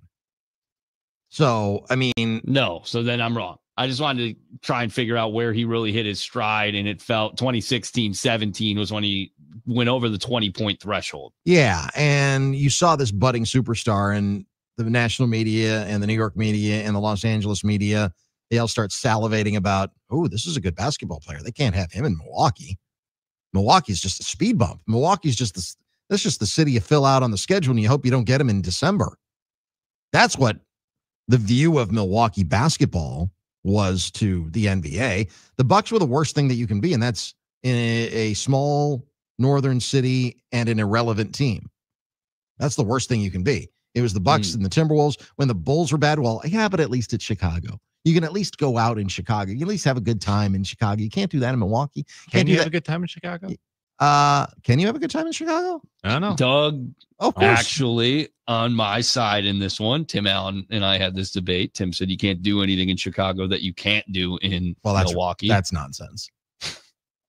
You can have a good time in Chicago, but if you're a football player, a basketball player, a hockey player, baseball player, more often than not much fun on the field or ice or, diamond. Yes. Yeah. Anywhere that you are. Chicago's a great city. You can do anything you want in Chicago. There's everything to do in Chicago. Listen, you can bag on their sports teams all you want. I'll never bag on the city. Okay. City's awesome. Yeah. City's fantastic. It's got some areas that are rough, but every city has that. By the way, Jordan Love also surpasses Greg Cragen and Bobby Wagner for the most player of the week awards by a former Utah State Aggie player. So he's got that on him. There we go. All right. Nice. All right. I want to lay this out. Okay. The Los Angeles Dodgers, they won the World Series last year. Didn't win it the year before that. Didn't win the year before that. Didn't win it the year before that. Did win it in the bubble. A lot of people look at the bubble saying, but it was the bubble. And the Tampa Bay Rays were there in the bubble with them as well. Tampa Bay Rays, famously, small market team that doesn't spend a lot of money. Washington Nationals in 2019. You don't think of them as the evil empire. Kansas City Royals won the World Series in 2015 and were there in 2014. You don't think of them as the evil empire. Even the San Francisco Giants, who in even years, 3 cycles in a row, 2010, 2012, and 2014, World Series winners. Even with those 3, you don't necessarily look at them as the evil empire. We look at the Dodgers, though, as the Death Star. We look at the Los Angeles Dodgers as everything that's wrong with baseball. Right? Right. Nick? Yeah. Okay. I'm less angry, but yes, they're a problem. This is the narrative, and this is what Dave breathes, and he's not alone in this. Why is it good for the Dodgers to start ripping off World Series championships? I would go back and say the same thing was true of the New York Yankees from 1996 until 2000 when they won 3 World Series in 4 years and then kept going back. They went back in 2001, probably should have won it, but Diamondbacks, they got to Mariano Rivera in the bottom of the 9th in Game 7. They lost to the Florida Marlins in 2003. They had their complete and utter gack up in 2004 against the Red Sox in the American League Championship Series, and it took them until 2009 to get back to the World Series. Didn't get back there until last year when they lost to the Dodgers. But we looked at the Yankees as the evil empire. Everything that's wrong with baseball is because of the New York Yankees, because they just keep winning World Series. We've got impending doom coming up. We've got a work stoppage in baseball that is staring us in the face. And if the Dodgers keep winning World Series, it will further illustrate just exactly how broken the system is. And I believed that back in 2002 when there was the threat of a work stoppage, and what came out of it? More revenue sharing. And yes, the Yankees only won 1 World Series after that, because revenue sharing is something that will keep baseball afloat. Now, the teams are incumbent upon themselves to reinvest in the product as much as they can. You can't pocket that money, John Fisher. You can't just, run the team completely into the ground like some have done at times. Colorado Rockies, thank you very much. Mm-hmm. But if you're the Los Angeles Dodgers, hey, listen, they get it, but at least they spend it. The New York Yankees, I mean, this is before George passed. They got it and they spent it. They still spent a lot of money, but they were outspending everybody back in the late 90s, early 2000s. What came of that was more revenue sharing because the Yankees were the evil empire. Right now, it's the Dodgers being the evil empire. But then you can say, well, they haven't won that much. They won in the bubble. They won one last year. But look at who else has been winning the World Series. Look at who else has been getting to the World Series. The Washington Nationals, they're not an evil empire. The Atlanta Braves, they're not an evil empire. They have up and down seasons. They're not there every year. They're not spending $300 million every year. Now, you can talk about the Houston Astros and the garbage can and all that. I wouldn't call them the evil empire. I think a lot of people believe that they cheated, and there's evidence that supports that. So if you don't like the Astros, I get it, but they're not an evil empire. They're not a team that's there every year. The Arizona Diamondbacks were in the World Series in 2023. These are examples of, well, you don't need all that much money to compete. You don't need that much money to get to the World Series. If the Dodgers keep winning the World Series, that disproves that theory. It disproves the theory that all it takes is smart baseball decisions, because you can go out, if you're the Los Angeles Dodgers, and just spend hand over fist, money after money. You can spend millions upon millions upon millions, whether it's $700 million to Shohei Ohtani. You look at that pitching staff that they have. You look at the everyday lineup they have with Mookie Betts and Freddie Freeman, and even like a Max Muncy, who's been a great player and a really underrated player in that lineup because of exactly who's been in that lineup around him. You don't even think about Max Muncy when you got Freddie Freeman on the other side of the diamond. It's a great team, but it's also a team that money purchased. And if you can illustrate that by saying they won 5 World Series in 6 years, that's the only way that change is going to be affected by this. That's my case for rooting for the Dodgers. Okay. It just further so you want them to win more than just this year. It further illustrates how broken the system is. The system was broken in the late 90s and early 2000s because of the Yankees. And right now the system is broken because of the Dodgers. Yeah, no, I completely agree with you on the system being broken because of them. And I totally understand. I totally get your point of wanting them to win, just because it would illustrate the point. Because I went in about this last week about needing the salary cap, needing change there in baseball. And if that is what it's going to take to actually effectuate like that change, then I totally get it. The hard part for me is rooting for them. I understand. The emotional aspect. The emotional aspect of actually pulling for them to win is just it is so hard to get myself there. It's kind of a total Armin move that I'm pulling here, but still, it's like emotionally, I have such a hard time rooting for that to happen, but also knowing that may be what has to happen in order to make it happen. Well, a week ago, you were talking about how you hope that there's not a 2027 baseball season in order to fix this problem. Yeah. I know you don't want no baseball in 2027. I know that. Right. It's along the same lines. Right. It's to break the system. How do we get there? Yes, it's exactly. It's like oftentimes when you have like a fracture on your leg or your arm, and your doctor goes in and you say, you know what, we're just going to have to break this thing. We're just going to have to snap it so it can heal properly. Kind of along the same lines. You need it to heal, and sometimes that clean break is what allows it to heal. Yeah, no, I'm with you. Like I agree. Like that makes total sense, and it's just emotionally, it is so hard to like consider rooting for them. You know, like that's I get it because sure it would further like it would be a means to the end that I would like to see, which is that salary cap in baseball, which is the change that is necessary so that it's not just, just the Dodgers can buy everyone and spend everything to put together 3 Hall of Famers at the top of their lineup and 3 Cy Young winners in their rotation. So yeah, I understand it. I'm with you. So I wouldn't be, I suppose now I wouldn't be the most upset if the Dodgers end up winning the World Series. There you go. Progress. But also I'm winning hearts and minds one at a time. I still want the Blue Jays. I should have been a damn lawyer. Doug, you should have lived been through more money in that. And for what it's worth, last night I did watch the Netflix documentary special on the Expos that they released recently. Oh, the yeah. downfall Rest of the in peace, Expos. Montreal Expos. And, a large portion of that, some say the death of the Expos was greatly due to the 94 lockout, which didn't amount to anything in terms of the salary cap. Right. You lived through it. Sure was did. it similar in terms of the calls for a salary cap? Was it this urgent? Was it this urgent. dire? It wasn't this urgent, but you saw, it's like if you see the train like coming at about 2 miles an hour and you've got a car stalled on it about a mile down the road. It's like, okay, this is a problem. We see that it's a problem.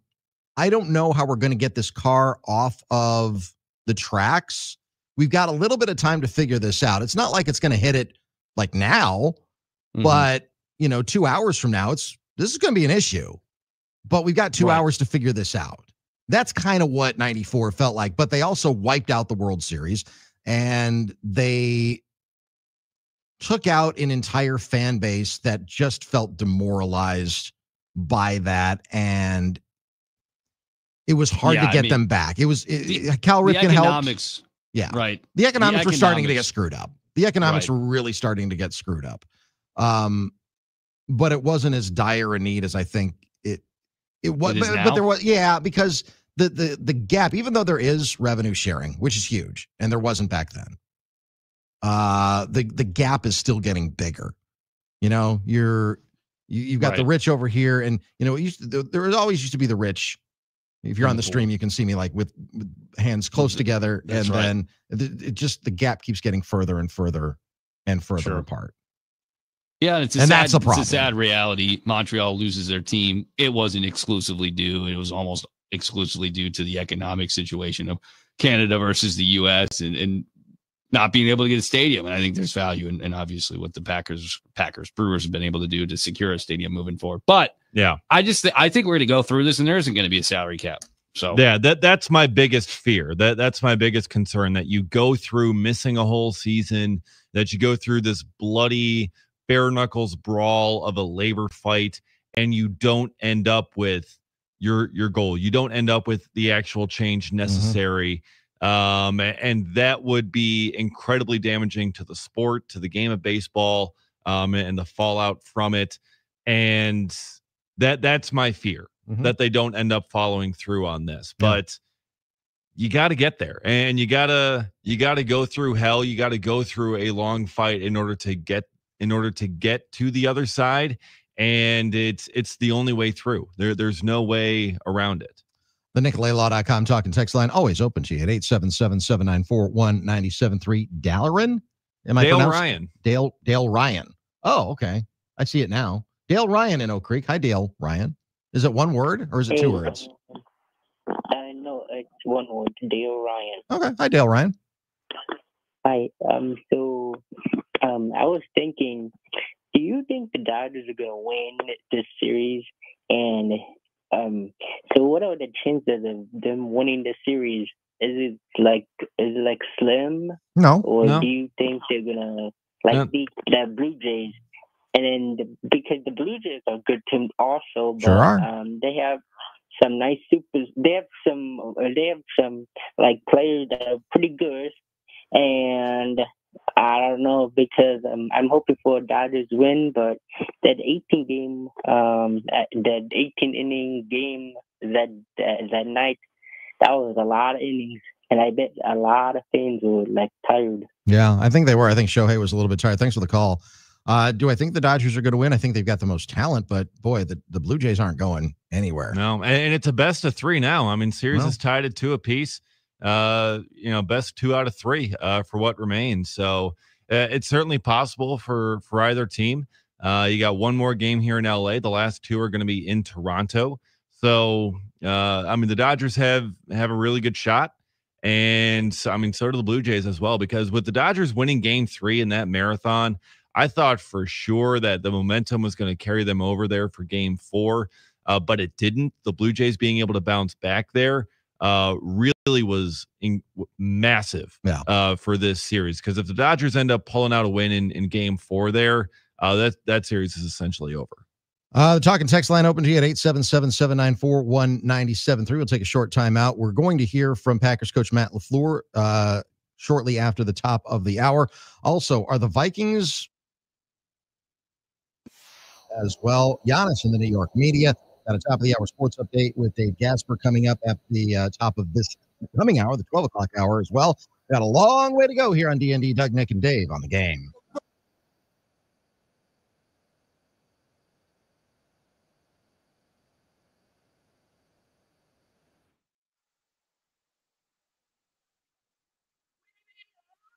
Want to watch D.N.D? They're live on YouTube, Facebook, and X right now. I like him even more. Just search 97.3 The Game.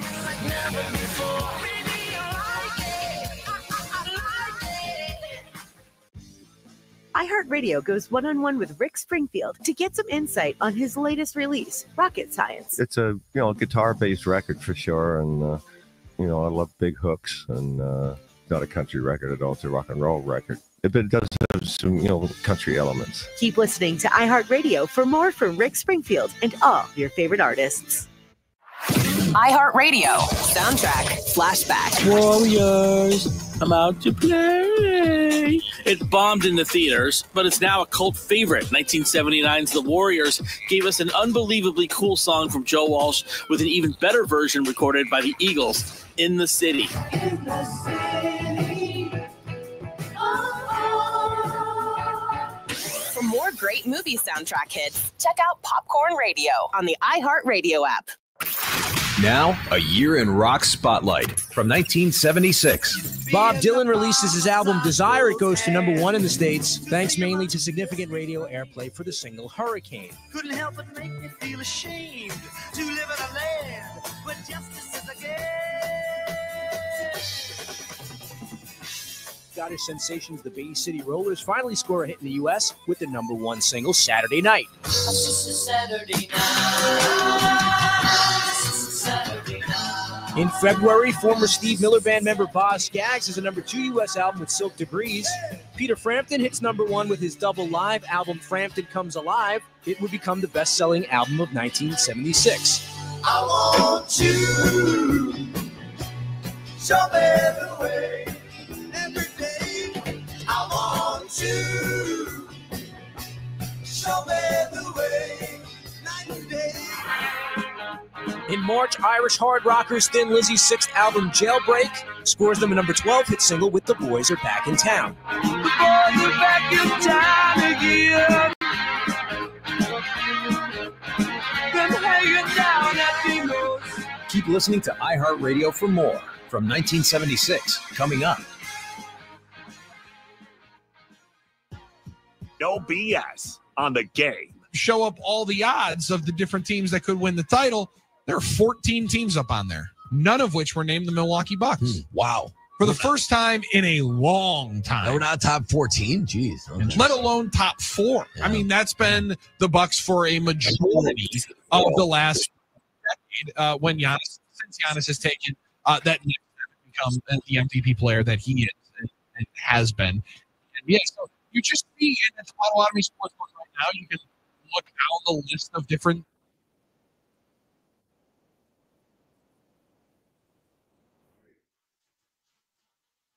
shots to win the NBA championship. Plus 5,000 right and now. understandably so. They are a really, really unproven group and a very unproven commodity. Well, they got the best player in the Eastern Conference that is still seemingly wide open. Definitely not as much of an open and shut case as I think the Western Conference is, with Oklahoma City.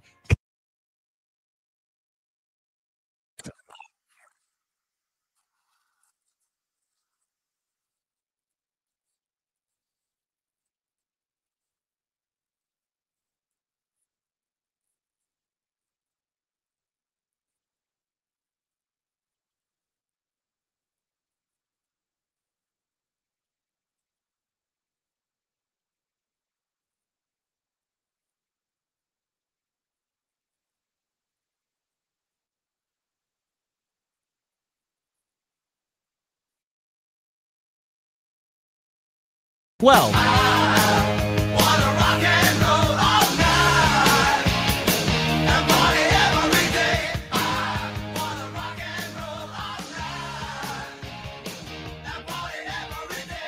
David Bowie switches to Philly Soul on the LP Young Americans, featuring the #1 single Fame, which was co-written by John Lennon. UK rock band Foghat have a top 20 hit with Slow Ride from the album Fool for the City.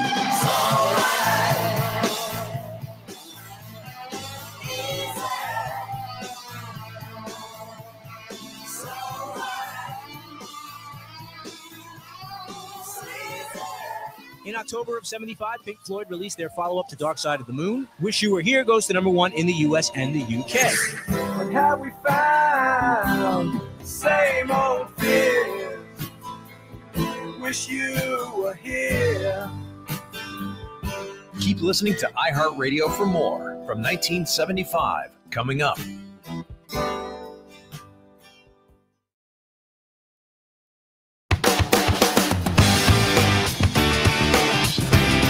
It's D.N.D, Doug, Nick, and Dave on this Wednesday, October 29th, 2025. Matt LaFleur has not yet met with the media in Green Bay. We are awaiting him, but because of the way that the clock is, we're going to hold a slight tape delay. He was scheduled to get to the podium about 7 minutes ago. He has yet to step there, so we are going to hold him until after Dave's update coming up at the top. Still to come in the next hour. I want to talk about Giannis and the New York media because there was an exchange last night after the game where the New York media just cannot let it go.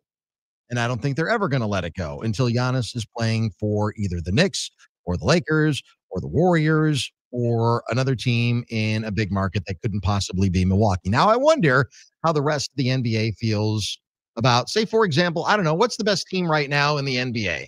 Could it be another flyover city that has a great basketball team that has maybe the league's MVP and a great surrounding cast? NBA hates that. The NBA hates the fact that the best team in the league right now is the Oklahoma City. Hate it. Yeah. Can't stand it. Can't stand it. It's not. Yeah. Wait a minute. It's not the Lakers. It's not the Golden State Warriors. We even gifted them Luka. They still aren't. Yeah. Well, LeBron's out with one of the most ridiculous injuries we've ever heard of. Sciatica. So Yeah. LeBron, we'll see what the Lakers are. LeBron's 61 years old. So come on, Doug. How old does that make you? How old does that make me? I'm not a basketball player. I would right. venture a guess is to say that That's right. My chronological age. Well, some would say that I act older than I am. Some would say I act younger than I am. I guess it depends on what day you're finding me on. But yeah, I mean, I don't feel like this is ever going to go away. And so some of the narratives, though, have changed. One of the narratives, even as recently as earlier this year, well, Giannis loves it in Milwaukee and his family is relocated to Milwaukee. They're full-time residents of Milwaukee and they just want to live here forever. Well, that's not the case. Giannis has moved his family to Greece. That's where they live full-time. That's where Giannis has said he wants to live when he's done playing basketball. Going to go back home to Greece, which you understand. Yeah. Yeah. I get that. Who says you can't go home? I mean, and he's got all the money. Listen, he's got all the money in the world to do whatever he wants. Right. I mean, will he ever come back to Milwaukee? Yeah, of course he will. They're going to retire number 34. He'll be back, I would assume, for some big events.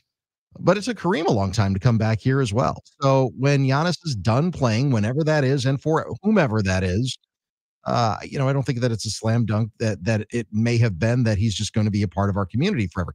I look at a guy like Robin Yount. Is there a bigger goodwill ambassador of Brewers baseball right now than Robin Yount since the passing of Bob Uecker? No. And Robin Yount, you know how long he's lived full time in the state of Wisconsin? 0 days. He's lived in the same house in Scottsdale, Arizona for the last 40 years. And yet he's the Brewers goodwill ambassador. Ryan Braun comes back all the time. He's never lived in Wisconsin outside of the fact that he, spent his entire career here. So he lived, summers in Milwaukee, but every other day he lives in Malibu. Well, right now he lives every day in Malibu and just comes back, flies in when he wants to fly in, when the Brewers fly him in. I think it's going to be the same thing with Giannis. It's just going to be a little bit more difficult because he'll be a half a world away. But at some point, I don't think that he's going to be playing basketball for the Bucks and he will be playing for somebody else. I see that. I don't hope for it, but I think it's probable. He'll be playing for a team in Greece because that's where he says he wants to end his career, playing back home in his home country. So as soon as I'm going to stick this out for as long as I can, as soon as his NBA career is done with the Bucks, hopefully, ideally, then he says, I'm going to play my last year or two of professional basketball with a team in Greece, hanging out at home. And that way we don't have to worry about seeing him in a Knicks uniform or a Lakers uniform or any of these other things that the national media keeps on trying to push him into. It'll be some sort of Greek team uniform. And that one, I'll be a little bit more okay seeing him. Well, we've seen him in the Greek uniform. I mean, he plays for the Greek national team all the time.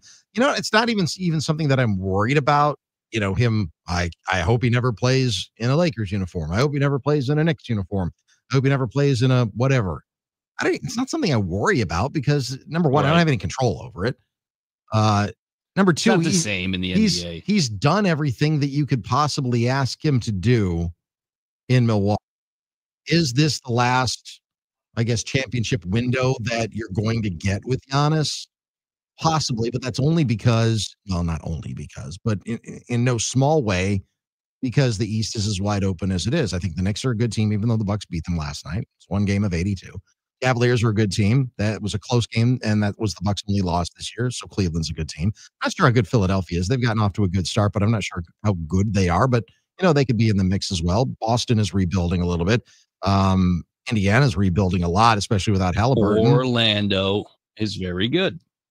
They have not gotten off to a great start. I think they're a good team. Very talented team. We shall see. Right. From an NBA perspective, there isn't a bitter rival. Had Rodgers gone to the Vikings, that would have hurt. I mean, people would have been very upset about that. Sure, but they need a quarterback right now. When you look at they would prefer to maybe take a time machine back and figure out what the hell they decided. Maybe they'll roll Brett back Kevin O'Connell has a large influence on what they do.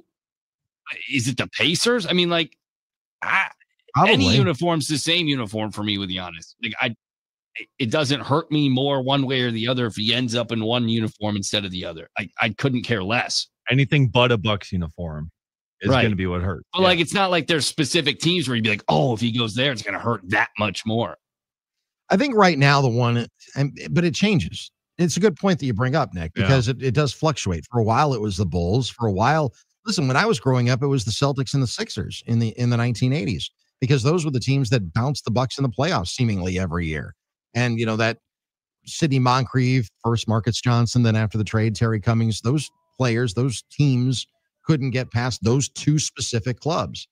But that's even changed over the years as well. The Packers' biggest rival in the 1990s was probably the Cowboys. And then it was the Vikings. Now it's, I don't know, maybe it's the Lions. I don't know. Mm-hmm. Sometimes rivalries change depending upon how good those individual teams are. But Giannis did have an exchange with the New York media after last night's game. It wasn't recorded. I mean, it was recorded, but it's transcribed. So I'll read some of the transcription coming up in the next hour. Also hear from Matt LaFleur coming up after Dave's update. Stay with us, D.N.D. on the game. 101 Want to watch D.N.D? They're live on YouTube, Facebook, and X right now. There you go. There we go. Just search 97.3 The Game. Hey there, people. This is Mark Maron, and I host the podcast WTF with Mark Maron, which is available on iHeartRadio. Honestly, I think we could all listen to each other a little bit more, and I think it's a healthy thing. I listen to all sorts of people, comedians, actors, musicians, directors, writers, even a president. They come into my garage, and we have a conversation about all the big stuff in life. Go check it out, WTF with Mark Maron, right here on iHeartRadio. iHeartRadio. Here are the top Journey songs that you thumbed up. Number 3, Separate Ways, Worlds Apart. Someday love will find you. Break those chains that bind you. One night will remind you. Oh, we touched away on separate ways. Number 2, Any Way You Want It. Baby, who changed? She said, any way you want it, that's the way it is. Any way you want it, oh. I said, any way you want it, that's the way it is. Any way you want it. Number 1, Don't Stop Believing. Don't stop believing. Hold on to that feeling. Speed like people. Hear more from Journey and similar artists now. Search for Journey on iHeartRadio. All your favorite music, all your favorite stations, all free. Now, a year in rock spotlight. 1974. In April, Diamond Dogs is a #1 album in the UK for David Bowie. It goes to number 5 in the US. Rebel, rebel, you torn your dress. Rebel, rebel, your face is a mess. Rebel, rebel, how could they know? Hot tramp, I love you so. In June of 1974, Chicago funk band Rufus, featuring lead singer Shaka Khan, score a number 3 hit with Tell Me Something Good. UK supergroup Bad Company have a #1 album and a top 5 single, Can't Get Enough. I can't get enough, enough of your love. I can't get enough, enough of your love. I can't get enough of your love. Yeah, this one.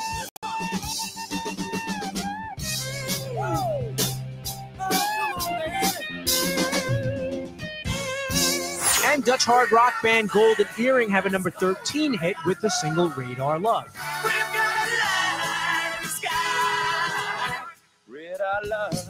Keep listening to iHeartRadio for more from 1974. Coming up. Now, a year in rock spotlight. 1970. Don't keep me waiting here. Lead me to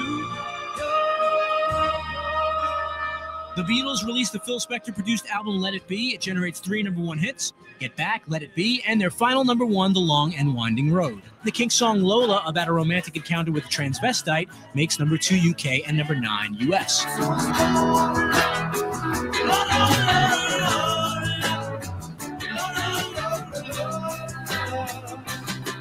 In July, the Stooges released their second album on Elektra Records, Fun House. And British band Mungo Jerry are #1 in the UK, number 3 in the US with the single In the Summertime. have a drink, have a drive. Go out and see what you can find. In August, Eric Clapton releases his first solo album and scores a top 20 hit with his cover of J.J. Cale's After Midnight. Neil Diamond scores his first #1 with Cracklin' Rosie. September of 1970, Neil Young has a top 10 album with After the Gold Rush. War, an anti-war protest song by Edwin Starr, tops the charts. What is it good for? You tell me. Say it. Keep listening to iHeartRadio for more from 1970. Coming up. Drew and KB on The Game. We're talking with Wayne Larrivee, the voice of the Packers. As the broadcaster, after having called Aaron's career and all the highlights of his career, and now he's the enemy, so to speak, and you've got Jordan Love under center. What was that like for you? It was strange, KB. You know, it's funny because preparing during the week and then even at the game, you know, I'd look down on that Pittsburgh chart and have Aaron Rodgers at the top of it, and I'm thinking I'm looking at a Packers chart. You know what I mean? That kind of thing. But it's a little strange, a little different. But, we saw that with Favre when he left and went to the Vikings and came back and played the Packers 4 times. And so it wasn't that big an adjustment, but it was a little strange. And to see Aaron out there playing for another team, to me is personally, since I know him so well, it was a little disappointing in that regard, because I always wanted to see him finish with the Packers. You can find all of the shows in podcast form. Just search Drew and KB on the iHeartRadio app. Listen to us live 24/7 on the iHeartRadio app and watch our shows each weekday on YouTube, Facebook, and X. We are the game.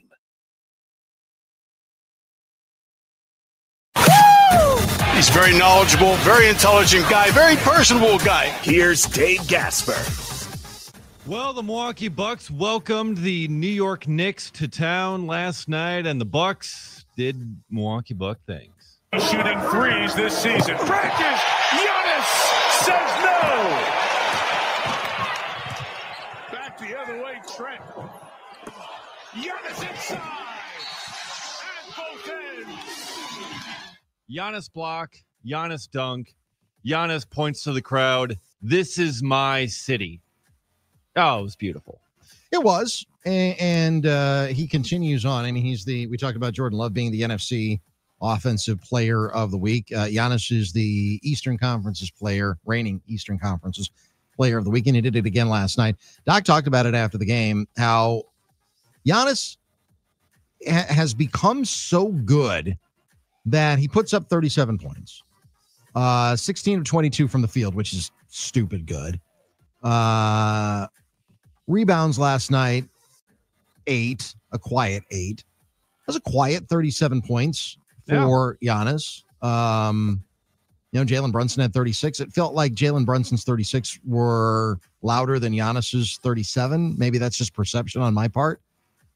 Just because we're so used to that. And Jalen Brunson's a great player. I don't want to take anything away from him, but we're just so used to this with Giannis. It's just, And like I said, Doc talked about it after the game, that it just feels so effortless. It's like he does this, he does that, he does that, and all of a sudden you look up and he's got 35. And like, oh, okay. Okay. Yeah, guess so. That Makes was sense. easy. Yeah, trying to add it up. Yeah, it's phenomenal, and that's why the Bucks need him, and he's a big piece of this group. Well, they need him because he puts butts in the seats. Yeah, puts butts in the seats and helps them win games, because without his 37, without what he does, they're not going to be able to go he puts the butts in the seats, and he gets them out of their seats too. I mean, he gets them on their feet. Yeah. It's a win-win. Well, you got to listen. You got to put your butt in the seat first. Yeah, that's what I'm saying. Get your own section night at the Bradley Center back in the day. It wasn't fun. No, that was not a fun existence for anybody. And the Giannis era, that's why the Bucks are so desperate to keep him. And I get it. They should be desperate to keep him, because if you don't have Giannis, the team isn't going to be nearly as good. And when the team falls off and you don't have that star power, you are not going to be able to fill that. It's not even new anymore, but that newish stadium arena. And, that's why Alex Antetokounmpo was signed. That's why Thanasis was re-signed. It's not a mystery. Yeah. No, it's straightforward. It is in your face. This is what you're doing. Yes, we know. That's exactly what we're doing. You do what you got to do to keep 34 happy. That's it. Nothing more. And you let him run. And if that means that he's the general manager, okay. Yeah. And what keeps him happy is winning, and they win 121-111 over the Knicks. And the Knicks are one of the teams who have been kind of harder after Giannis. They've made it clear that they want him, but also saw this report. The Knicks wanted Tony Bennett back in the day. Phil Jackson tried to hire Tony Bennett from UVA before the 2014-15 season. I believe that. I don't know if Tony, he played in the NBA, he played for the Hornets back in the day. So he's got NBA experience, but I don't know if he would be a great NBA coach. Well, his system spits in the eye of what the NBA represents these days. That's what I'm saying. Yeah. That's what I mean. Some guys, Billy Donovan was a college coach who's had some success in the NBA. Quinn Snyder's had some success who was in the the Butler NBA. guy again who went to Brad Stevens? Brad Stevens, yeah. He had a lot of success in the NBA. Now he's the president of the Celtics. So, you can make the jump. It's not impossible to make the jump. I just don't know that Tony Bennett's, to your point, Nick, and I think it's well-founded, I don't know that his system works as well in the pro game. They are different games. Yeah. Grind it out. We got that from his dad. Dick Bennett. I mean, I love Dick Bennett. Dick Bennett's one of the all-time great human beings that's ever walked the planet. I also think that he would have been a terrible NBA coach. Yeah. Trying to somehow get a 49-46 NBA game, like at the end of it, it's like it's 49-46 at the end of the first quarter. Yeah. In a lot of these NBA games. So it's a different game. Far different. World Series is all evened up at 2 after a 6-2 victory yesterday by the Toronto Blue Jays. Now we got game 5 tonight, last game in Los Angeles. Blake Snell on the mound for the Dodgers. The rookie Trey Yesavage is on the mound for the Blue Jays. That is going to have more starts now in the postseason than he's had at AAA this year. Yeah. That's what they just laid out there yesterday. It's going to be his 5th postseason start. He only made 4 starts at AAA. Yeah, he has made a dramatic rise from the lower levels of the minors as a first-round pick last year, and then making the roster late in the season, becoming a big piece for this Blue Jays rotation. I mean, they've needed him. He's been really, really good for them. Get to win there in Game 1 of the World Series. It's allowed them to move Chris Bassett to the bullpen, and Bassett's done a really good job for them out of that role. So, yeah, he's a phenomenal talent, and I mean, this is a massive, massive game because Blake Snell, we all know what he did against the Brewers. Had a little bit of a rough start there in Game 1. Can he rebound? Can he bounce back in Game 5? That is going to be fascinating to watch. But even if the Blue Jays lose tonight, don't count them out. Yeah. Just ask the Mariners. Yeah, and you got those 2 games coming back in Toronto.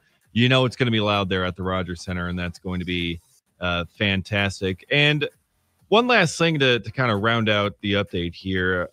Typically we don't do, polls from Quinnipiac on this station. It's usually on the station down the hall. Oh, okay. What do we got? But a new Quinnipiac poll says that 60% of NFL fans support expanding the NFL season, adding another game onto the schedule. Yeah, I think that's I'm not surprised by that because, I mean, we want more of what we love, right?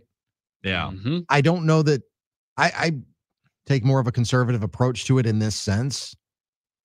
I want the product to be as good as it can be. And if you continue to add games, it's not going to be as good as it could be. Because, 2 bye weeks. Yeah, you would have to. You would have to add another bye week. Listen, the NFL is going to do it. I mean, because they're going to add another game check. And we talked about rank and file either last week or earlier this week about how there's so many more rank and file players that are going to have short careers, whether it's 3 years, 4 years, 5 years, somewhere in there, as opposed to, the 15-year career, which is pretty rare. But those are the established players. Those are the ones who are making the most money. Those are the ones who get the most attention. Usually it's the quarterbacks. Sometimes it's, wide receivers. Rarely is it nowadays running backs. But these younger players who see the short window want that extra payday because this is how they're going to make most of their money in their lifetime.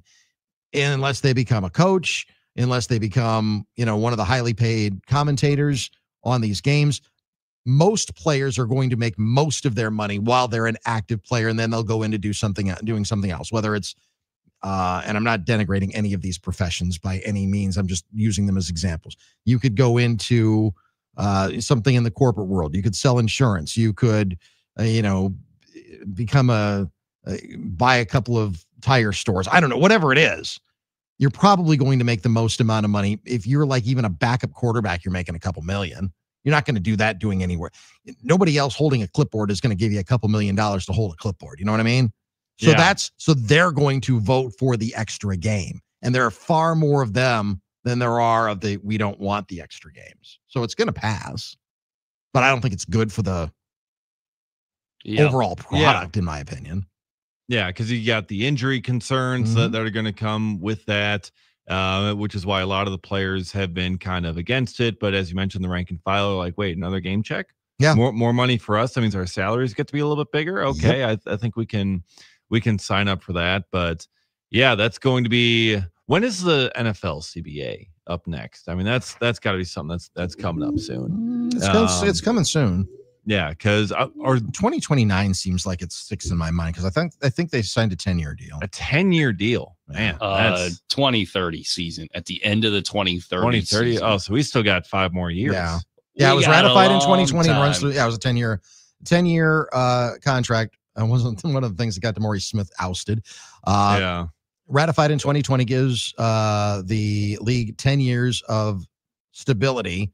Key provisions of the current agreement include a 17-game regular season, increases to minimum salaries and pensions, and improvements to health and safety. That's the one thing that the NFL, they're not perfect.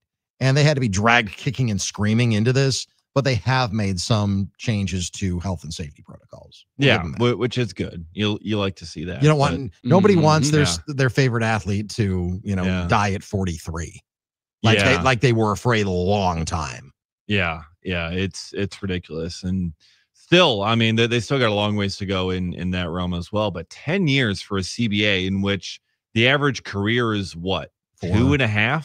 Yeah, it's a little bit less than 4. Yeah. So, and there are a lot of guys that are throwing that curve off. Yeah. By having hella long careers like, Breeze and Brady and Rodgers.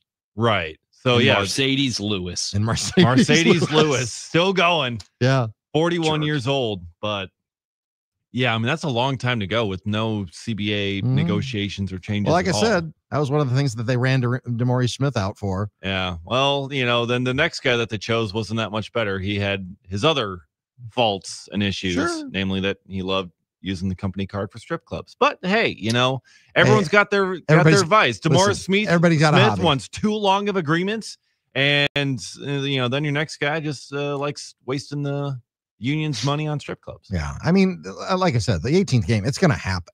Oh yeah, there's no question that it's going to happen, and they'll take out one of the preseason games, so it'll still be a 20-game overall schedule. Yeah, there'll be fewer meaningless games. They're not meaningless for the guys that are playing them because you're putting that's how you make the roster. Well, it's either how you make that roster or how you make somebody else's roster. Yeah, because you're putting NFL game tape on your game tape. You're putting that on your name. It's not important. I mean, for a good team like the Packers were a good team coming out of camp even before the Micah Parsons trade. You're talking about maybe 4 roster spots that are legitimately up for grabs. Yeah. Yeah, and their roster spots 49, 50, 51, 50, like they are the last one. Yeah. So, if you're a bad team, well, then there's more that's available to you. So you almost, if you're a fringe player trying to make a team, you almost want to go to a crappy team. Yeah, because you have a better opportunity to actually make some of that NFL money. Left. I mean, he's on the Titans now. Panthers practice squad. I mean, where would you rather be on a practice squad, on a bad team or a good team? A bad team, because chances are you're going to get a better chance at making that roster at some point during the year. Yeah, and you can make it a halfway decent living even on a practice squad. I mean, their salaries are still, they're okay. They're not terrible. Yeah, they're still a lot better than most. Still a lot better than most. But if you also get elevated to the game day roster, yeah, that's how you really make your money. Oh yeah. I mean, even looking at like baseball guys, like, what do AAA players make? Not much. You get called up for a week, and you've already basically made more than your entire annual salary in AAA. Oh, without a doubt, by far. On the practice squad, 2 or fewer years of service time, they earn a minimum of $13,000 per week. Yeah, it's not bad. Oh, nice. That ain't terrible. No. More experience, you make up to $22,000 per week. Yeah, that's pretty damn good. I mean, that's roughly $80,000 a month. Mm-hmm. Yeah. Well, let's not try to do any more math live on the air. I can do it. If we're trying to do mental math live on the air without any sort of calculator, I'm mental. That generally hits. What did you say? I'm good at mental math. What did you hear? I didn't hear anything. I don't know what you guys are talking about. Oh, goodness. Let's see. Matt LaFleur. Matt LaFleur met the media a short time ago. And because of the way that the clock kind of is at the top of our hour, we had to delay it for hour, O-U-R, hour, H-O-U-R. Yeah. English is an odd language. Try to teach it to somebody. It is. But we had to tape delay it for a few minutes. Here's Matt LaFleur meeting the media a short time ago at the auditorium at Lambeau Field.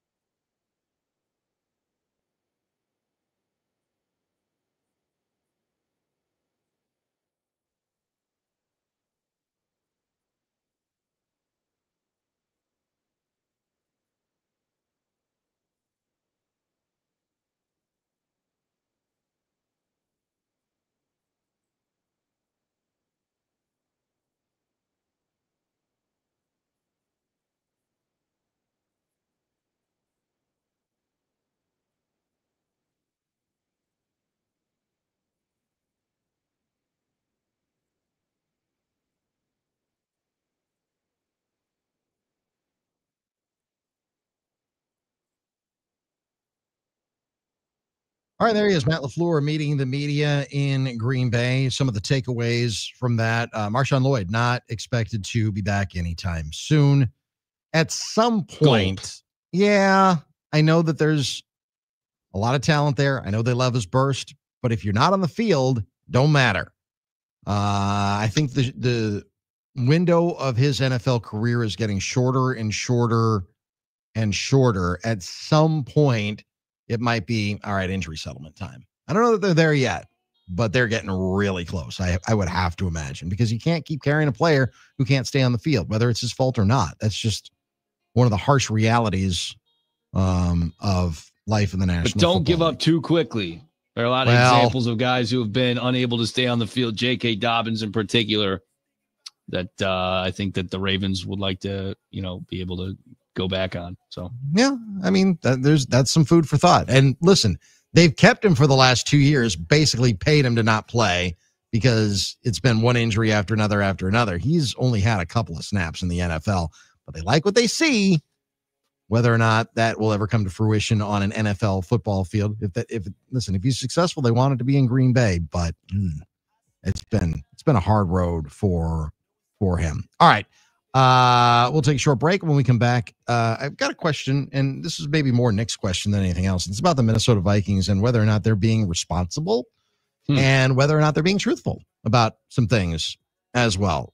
Stay with us. Also want to get to Giannis and the New York media, an exchange they had after last night's Bucks win at Fiserv Forum, because it's the story that just keeps on giving, a.k.a. the story that just will not go away.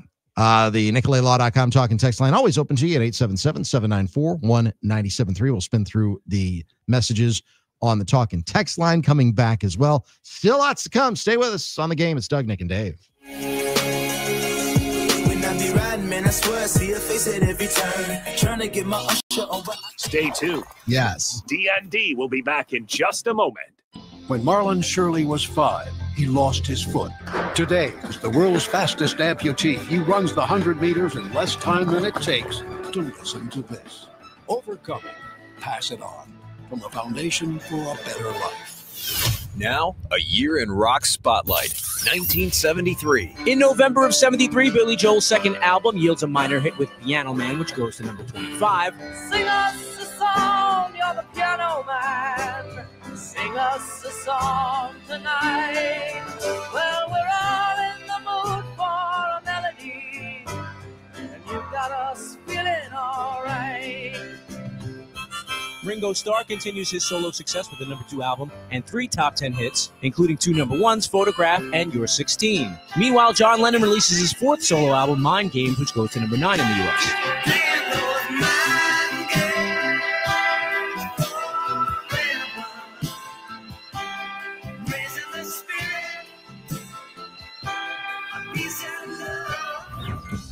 And in December, the single Taken Care of Business drives the second album by Canadian rock band Bachman Turner Overdrive to number 4. Emerson, Lake and Palmer released their 4th album, Brain Salad Surgery, which goes to number 11. And after passing away in a plane crash in September, Jim Croce has a posthumous number 1 with Time in a Bottle. Looked around enough to know you're the one I want to go through time. Keep listening to iHeartRadio for more from 1973. Coming up. Now, a year in rock spotlight, 1968. California's Creedence Clearwater Revival released their debut LP, which contains the number 11 single, Susie Q.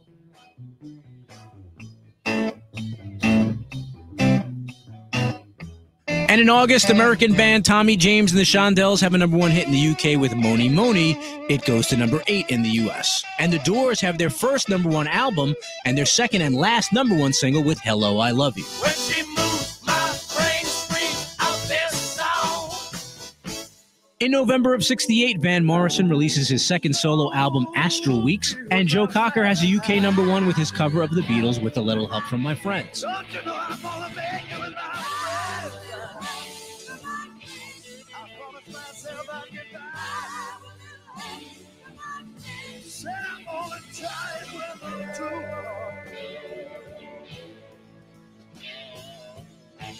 And in December, Motown holds the top spot with #1 hits from Marvin Gaye, I Heard It Through the Grapevine, and the Supremes with Love Child. The Beatles released their first single on their own Apple label, Hey Jude, back with Revolution. The over 7-minute song went to #1 in the US and the UK. Keep listening to iHeartRadio for more from 1968 coming up. Hey, it's Hunter Baumgart with a programming update. Where can you find the games you want to listen to and when? We've got the answers. Coming up tonight, the Wisconsin Badgers men's basketball team hosts UW-Platteville in an exhibition game at the Kohl Center. Tip-off is at 7 o'clock. You can hear the game in Milwaukee on Newstalk 1130 WISN with pregame beginning at 6:30. In Madison, you can hear the game on 1310 WIBA. Also, the Milwaukee Admirals host Chicago at Panther Arena this evening at 7. Pregame begins at 6:30 on Fox Sports 920 WOKY. I'm Hunter Baumgart for the Game Radio Network. Now, a year in rock spotlight, 1975. In June of 75, the Bee Gees released the LP Main Course, featuring a more dance-oriented sound, and delivered 3 hit singles, including the #1 Jive Talkin'. In July, Fleetwood Mac shake things up. They add Americans Lindsey Buckingham and Stevie Nicks to the lineup and have a #1 album. And Wings released the album Venus and Mars, which goes to #1. Their U.S. tour features Paul McCartney's first live appearance in the U.S. since 1966. Love is fine for all we know. For all we know, our love will grow. That's what the man said. So won't you listen to what the man said? He said. In August of 75, the Eagles' 4th album goes to #1 and has 3 top 5 singles, including the #1 title track, One of These Nights. And the boss, Bruce Springsteen, is featured on the cover of Time magazine, and Born to Run becomes his breakthrough album, reaching #3 in the U.S. Come on with me, dance like us. Baby, we were born to run.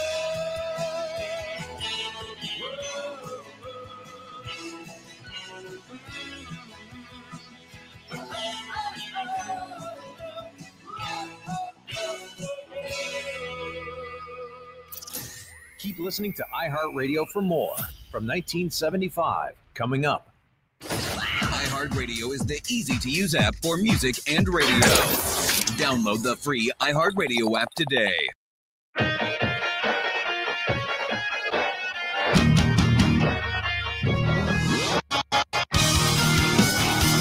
D.N.D. continues. Doug, Nick, and Dave on this Wednesday, October 29th.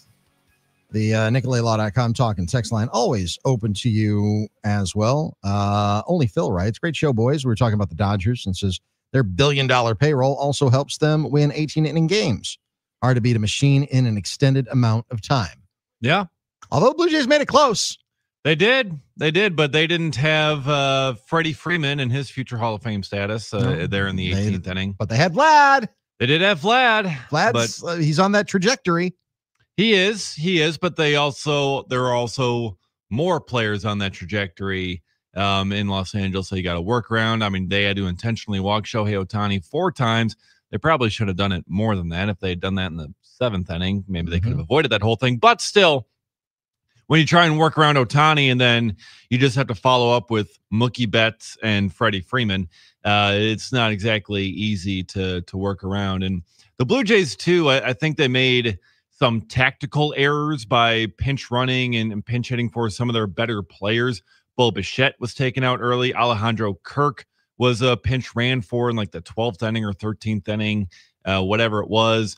Addison Barger, I believe, was taken out. So a lot of their better hitters all of a sudden were sitting on the bench for those late inning games or for those late innings in extras.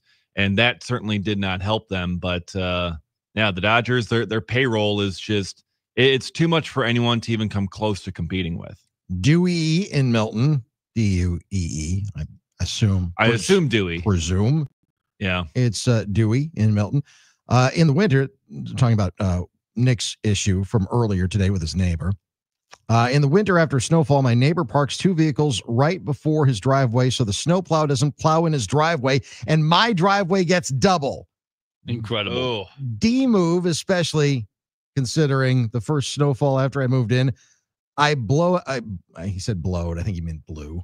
I blew out the end of his driveway is a good neighbor. Instead of a thank you, I've been getting double plowed in for the last 5 years. Oh, man, I hate it when that Come happens. on, man. Oh, man. Usually you got to pay double for that kind of action. Oh, God, double plowing. Don't love that. There's a genre of that, but to go on. Yeah. That's a terrible neighbor. And I guess, certainly we're looking for more horror stories stem from my situation. If you want to weigh in, worst neighbor stories, maybe you can beat mine. This one's pretty bad. You can text in 877-794-1973, NicoletLaw.com, talking text line. We gotten so, I think, not distracted today that I forgot to keep weighing in on that topic, and I'm hoping that we can get some more horror stories. Yesterday we got off track and that became the track. Today we got off track, briefly got back on track, and we've been chugging along since. Sorry, Dewey.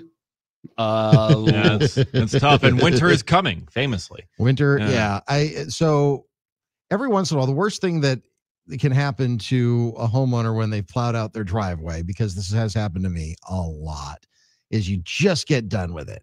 That apron right between the sidewalk and the road that you drive on, they call that the apron. That's the hardest one to plow out because it's the end of the driveway. I'm on a bit of a tiny hill, but enough of a hill that everything, gravity will take everything down anyway. But then when the plows come through, that's when it just piles up at the end of the driveway, as everyone knows. Once you clear that out, then the snow plow comes and buries you right back in. And I've just stood there in my snow plow, just looking at the driver, going, "You mother!" And sometimes they'll just look back at you and just kind of shrug. It's like, what can you do? Yeah, it's like, sorry. And also at the same time, we love and appreciate our snowplow drivers. Okay, they're out there doing tough jobs, all hours of the day and night. Like, come on, help a brother out. Help and keep the roads clear. They do. It is very tough in the residential spots because they got to clear the road. I'm on a cul-de-sac. I get it. I understand. I'm not disparaging their work. I'm just like, come on, man. I just plowed. Yeah, the timing is always impeccable the way that it is. It's like, why couldn't you have been here 5 minutes ago? Yeah, when before I had cleared this all out, and then I could just do it all at once. Because now I got to do it again. Yeah. Right. Tough scenes. Tough scenes. But yeah. So, but hey, at least your neighbor's dog isn't peeing on your patio. So, that's right. There's that. Yeah. So when was the last time this happened? When was the last time you had an issue with that, Nick? I took that picture I showed you guys 2 nights ago. So that'd be then. 2 nights ago was the last time I noticed it. Okay. Well, maybe it has been addressed. I don't know what it'll look like when you get home this afternoon.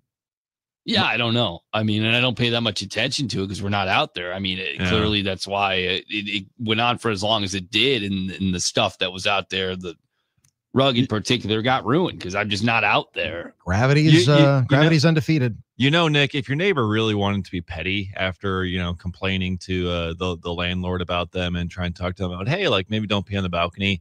If your neighbor really wanted to be petty when they do take their dog out to go potty, that they just do it right next to your balcony, like in the grass or the flowers or the rocks. That would be fine if it's in the grass. It doesn't matter. That's right. Yeah, but still, they're just gonna poop right there, and they're just going to leave it unbagged. You can't leave your poop. Listen, you can't, you shouldn't, but also you shouldn't let your dog pee on the balcony with no plastic thing underneath the turf in order to catch it. My guess is it's just something that they didn't think about. I don't think it. I hope that it wasn't done out of malice. I think it was just hopefully done out of stupidity. That's right. I think unnamed in the 608 wins. Is a renter and a convicted pedophile. Oh dear, I win. Yeah. Ooh. That's if you're on the registry. Yeah, that's. I think that wins for bad neighbor. Yeah, that's challenging. It's certainly a problem. When I was in college, I lived on Mill Street here in Madison, and there was a retirement facility that housed former vets, but we would get regular notices put on our door that, a convicted, pedophile, someone on the list had moved in. So, you can check that online. Every once in a while, I do a that's public search. information. No, and it should be. Well, that's why there's a registry. Exactly. That's what that's a registry means. Yeah. And now with AI, you can just tell them to put them on the list, and then you can produce a screenshot and show that to everybody. That's a problem. Well, AI is a huge problem. Well, now you're giving people ideas, Nick. You know, I'm going to do whatever it takes to stop the golden showers that happen on my balcony. Tommy in Dallas writes 100% Doug Russell. Oh, I love it. I love texts that start that way. People love to get into situations. This is talking about you going to your landlord, Nick, as opposed to just knocking on the door. People love to get into situations where they should have said something. They just keep their mouth shut and then bitch about it for the next 5 days. Like Drew and KB say, bitching is the national pastime. If I can add that to bitching out, it's a close second. Thank you, Tommy and Dallas. Oh, wow. There we go. Nick, you're getting called out by Tommy and Dallas there. I said something to the people that are in charge that should not permit for that to even be a possibility. They probably don't know until you tell them. Well, I told them. Okay. I did what was asked here. All right. I'm not going to go upstairs, knock on the door, and have them make it worse. I'll go up there today now that I've put in an official word with the landlord, and we'll see. But they're loud. You can tell based off of their blinds that it's rather disheveled up there, that their blinds are all pieced together and broken looking, and their screen has a giant hole in it. So yeah, that may be one you want to prefer the landlord handle. That's what it's not like they're just casual folks up there, and maybe they are, and they're struck with hard times. But you got to have some common sense. Yeah, Mike from Merrill has a friendly suggestion for you. Put out a small wading pool on the deck and just see how much accumulates. You're asking the dog to like hit a target though. Yeah, I mean he probably can't see it underneath the deck. He's got no idea that it's there. He has no idea that it's there. It's just you're asking him to see a blind target then. Yeah, well you just kind of have to see where the turf is above you, and then just place the wading pool underneath. It's a solid wading pool. It's a solid thought. Yeah. But to kind of poke holes in it a little bit. I mean, how much pee is this dog peeing? Yeah. Because you're going to need an awful lot if you're going to fill up a pool. Yeah. That's a lot of pee. But still, you can see it there, and then it won't get on your rug. It won't get on your outdoor furniture. It'll just be in this little plastic pool. Yeah. Mm-hmm. Be careful. Your upstairs neighbor might just wait until the wind is blowing right at your apartment and decide to go out and arc a pee himself off the balcony so it lands right on your patio door. It's possible. And listen, anytime you pee off, all under the idea that I think I know what's happening. It's possible that none of this is their fault and it's not coming from them. Yeah. I will say this. Could be coming from the bird feeder people. As we go to break. That's right. Here, we'll spin through the NicoletLaw.com talk and text line, which is, of course, always available to you at 877-794-1973. And you guys have not disappointed today. So give yourselves a round of applause on that. Pat yourself on the back on that. It's just an occupational hazard if you pee off a balcony, as I'm sure we all have, because that is a rite of passage if you have the equipment in which to do so, fellas, if you know what I'm saying. It's D.N.D, Doug and Dave, and Nick. Not in that order. Stay with us on the game. I've got to fight today to live another day. Speaking my mind today. Want to watch D.N.D? They're live on YouTube, Facebook, and X right now. I like him even more. Just search 97.3 The Game.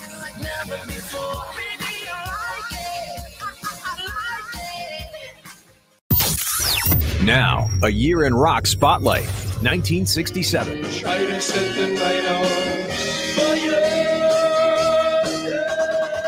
In January of 1967, Los Angeles band The Doors released their debut album, which eventually goes to number 2, and features the single Light My Fire, which goes to number 1 in July. The Rolling Stones released Ruby Tuesday, an ode to a groupie written by Keith Richards. The song takes them to number 1 in the U.S. in March. And San Francisco band The Jefferson Airplane released the surrealistic Pillow album, scoring 2 top 10 hits with White Rabbit and Somebody to Love. Don't you want somebody to love? Don't you need somebody to love?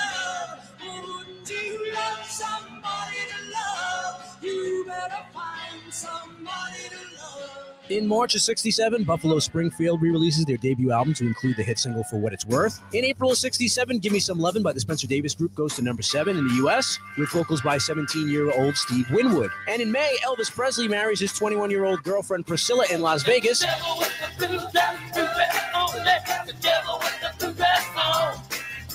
In May, Mitch Ryder hits number 4 with Devil with a Blue Dress, Good Golly Miss Molly. And the Jimi Hendrix Experience released their debut in the UK. In July, they toured the US as the opening act for the Monkees in support of the US album release. Keep listening to iHeartRadio for more from 1967 coming up. iHeartRadio.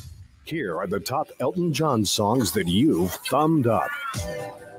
Number 3, Tiny Dancer. Hold me closer, tiny dancer. Count the headlights on the highway.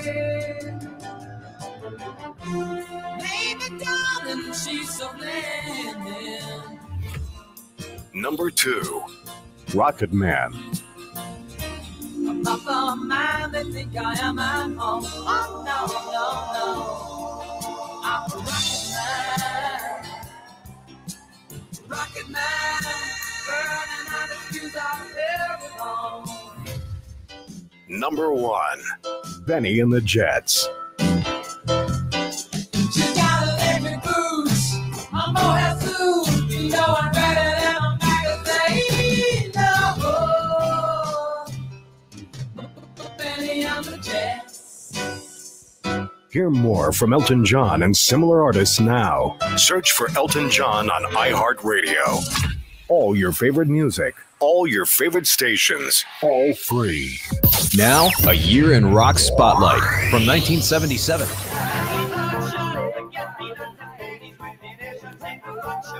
In February of 77, 60s band leader Manfred Mann has a new band and scores a U.S. #1 hit with a cover of Bruce Springsteen's song Blinded by the Light. In March, Foreigner released their debut album. It goes to number 4 in the U.S., driven by 2 top 10 singles, Cold as Ice and Feels Like the First Time.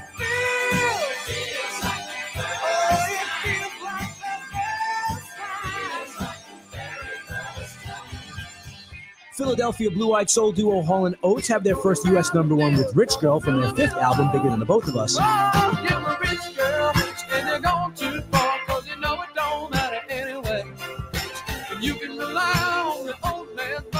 Fleetwood Mac's album Rumors is released. It's their second #1 album in a row in the U.S., dominating the charts at #1 for 31 weeks. It spawns 4 top 10 singles, including the #1 Dreams. When the rain washes you clean, you know.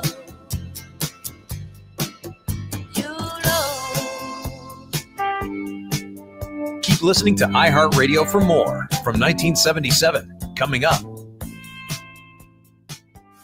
iHeartRadio goes one-on-one with Carlos Santana to discuss the importance of melody in his music. For me, mainly, everything that I had learned from Alice Coltrane and John McLaughlin, Wayne Shorter, it's always about melody for me. You know, the essence is always 2 things, 2 undeniable things: spirituality and sensuality. That's like when you breathe in and you breathe out. That's natural, normal. But for my role as a musician has always been to come up with a melody or a theme that brings it all together, all the ideas together. And they all come together with a melody. Keep listening to iHeartRadio for more Carlos Santana and all your favorite artists. Download the free iHeartRadio app for all your music, radio, and podcasts.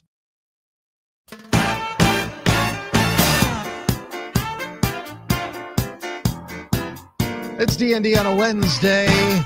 Coming up in our final hour from the Wisconsin State Journal, columnist Jim Polzin will join us at about 1:35. We'll have Bruiser's Bites. And coming up tonight, it's double duty for Nick and Dave on the J&K Security Solutions basketball post-game show coming up tonight on WIBA in Madison, AM 1310, so a different frequency than what you're listening to right now, 1070 the game in Madison. So it'll be Wisconsin taking on Platteville in an exhibition game. Greg Gard would like more exhibition games. I'm sure you guys will talk about that and a lot of other things tonight. And the talk and text line is undefeated today. Let's see. Unnamed in the 414. I had a neighbor who was also my landlord living below me. His house went into foreclosure and he was basically stealing our rent for booze for 8 months. Nice. How much booze can you buy with rent money? How much, say, typical rent? I don't even know. 1,200? I don't even know. What is 1,200 is cheap okay. nowadays for apartments, which That's is utterly ridiculous in my opinion. But Okay, so let's say 15. I have a house. I know what my mortgage is every month, but I also get equity out of it. So I haven't rented in a long time. So let's say $1,500 a month, give or take. I don't know. I'm just picking a round number. That's a lot of booze. It is. That's a lot of booze. This guy's got bigger problems than his house being in foreclosure. I mean, his liver's going to be in foreclosure. Yeah, if he's drinking that much booze, a lot of trouble. I'm hoping we get some more messages here before the break that we can dig into after the break. Yeah. This is a good conversation. When we called him out, we found out from one of the guys that he was living with, he asked us to take him to the liquor store. Good grief. One more hour to go here on D.N.D. Want to watch D.N.D? They're live on YouTube, Facebook, and X right now. There you go. There we go. Just search 97.3 The Game. Now, a year in rock spotlight, 1969. Low-budget film Easy Rider captures the public imagination with a soundtrack by Steppenwolf, the Byrds, and the Electric Prunes. The Woodstock Music and Art Fair is held August 15th through 18th on Max Yasgur's farm in Bethel. 32 of the biggest bands of the day played to a crowd estimated at 500,000. The event is later released as a movie and album.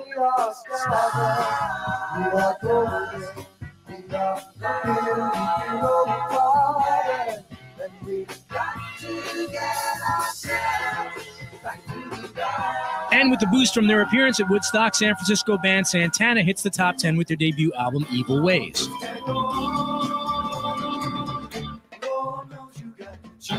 The festival undoubtedly immortalized Jimi Hendrix and ushered in the era of large rock concerts and arena rock bands. Also in October, Led Zeppelin have their only U.S. top 10 hit when Whole Lotta Love reaches number 4. I'm gonna give you my love. I'm gonna give you my love. Oh, whole lot of love. Whole lot of love. Whole lot of love.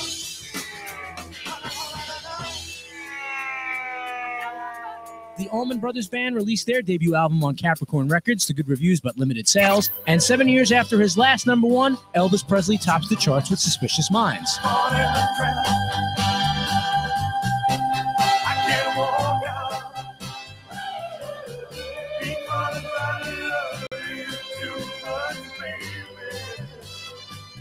Keep listening to iHeartRadio for more from 1969. Coming up. iHeartRadio. Here are the top Blondie songs that you thumbed up. Number 3. One Way or Another. One way or another, I'm gonna find you. I'm gonna get you one day. Maybe next week, I'm gonna meet you. I'll meet you. Number 2. Heart of Glass. In between, what I find is pleasing and I'm feeling fine. Love is so confusing, there's no peace of mind. If I fear I'm losing you, it's just no good. You're cheesing like this. Number 1. Call Me. Emotions come, I don't know why. Cover of love's alibi. Call me on the line. Call me anytime. Call me on the line. Hear more from Blondie and similar artists now. Search for Blondie on iHeartRadio. All your favorite music, All your favorite stations. all free. Now, a year in rock spotlight, 1973. Ain't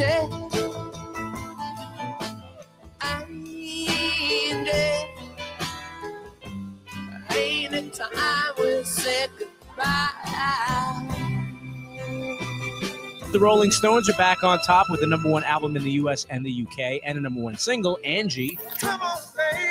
Let's Get It On is a number one single and a number 2 album for Marvin Gaye. Also in August of 73, Stevie Wonder is back with the number 4 album, Inner Visions. And Florida band Leonard Skinner released their debut album, had a top 20 hit with Freebird, and tour opening for The Who. Won't you fly, Freebird, yeah. Fast forward to October, where on their 8th album, the Steve Miller Band debut a smooth blues rock sound and scored number 1 hit with The Joker. I'm a joker, I'm a smoker, I'm a midnight toker. sure don't want to hurt no one.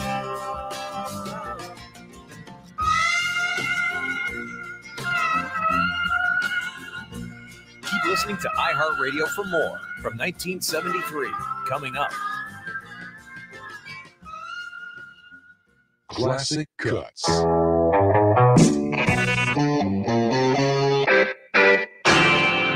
Songwriting isn't usually a relay race, but in the case of Take It Easy, Glenn Frey finished what Jackson Browne started. Here's Bernie Leadon of the Eagles to explain how teamwork yielded the band's first hit. Jackson had started the song and didn't have enough verses and had basically stopped working on it. And Glenn was living in the same building as Jackson at that time and had heard him working on it and said, hey, what'd you ever do with that song, Take It Easy? And Jackson said nothing, and Glenn said, let me work on it. And he came up with another verse and some odds and ends and brought it to the band. And I think we actually recorded it first. Take it easy, take it easy. Don't let the sound of your own wheels drive you crazy. Lighten up while you still can. Don't even try to understand. What you waiting for? Let's go. Make sure to make us a preset on the iHeartRadio app so you can listen to us anytime, anywhere. Wisconsin's home for sports and stuff. We are the game. Like we always do with this time, I go for mine. I get to shine. Now throw your hands up in the sky. Final hour of D.N.D. Doug Russell, Nick Bruzewitz, Dave Gasper on the Game Radio Network. Still to come in this hour, about 1:35. We'll check in with Wisconsin State Journal columnist Jim Polzin.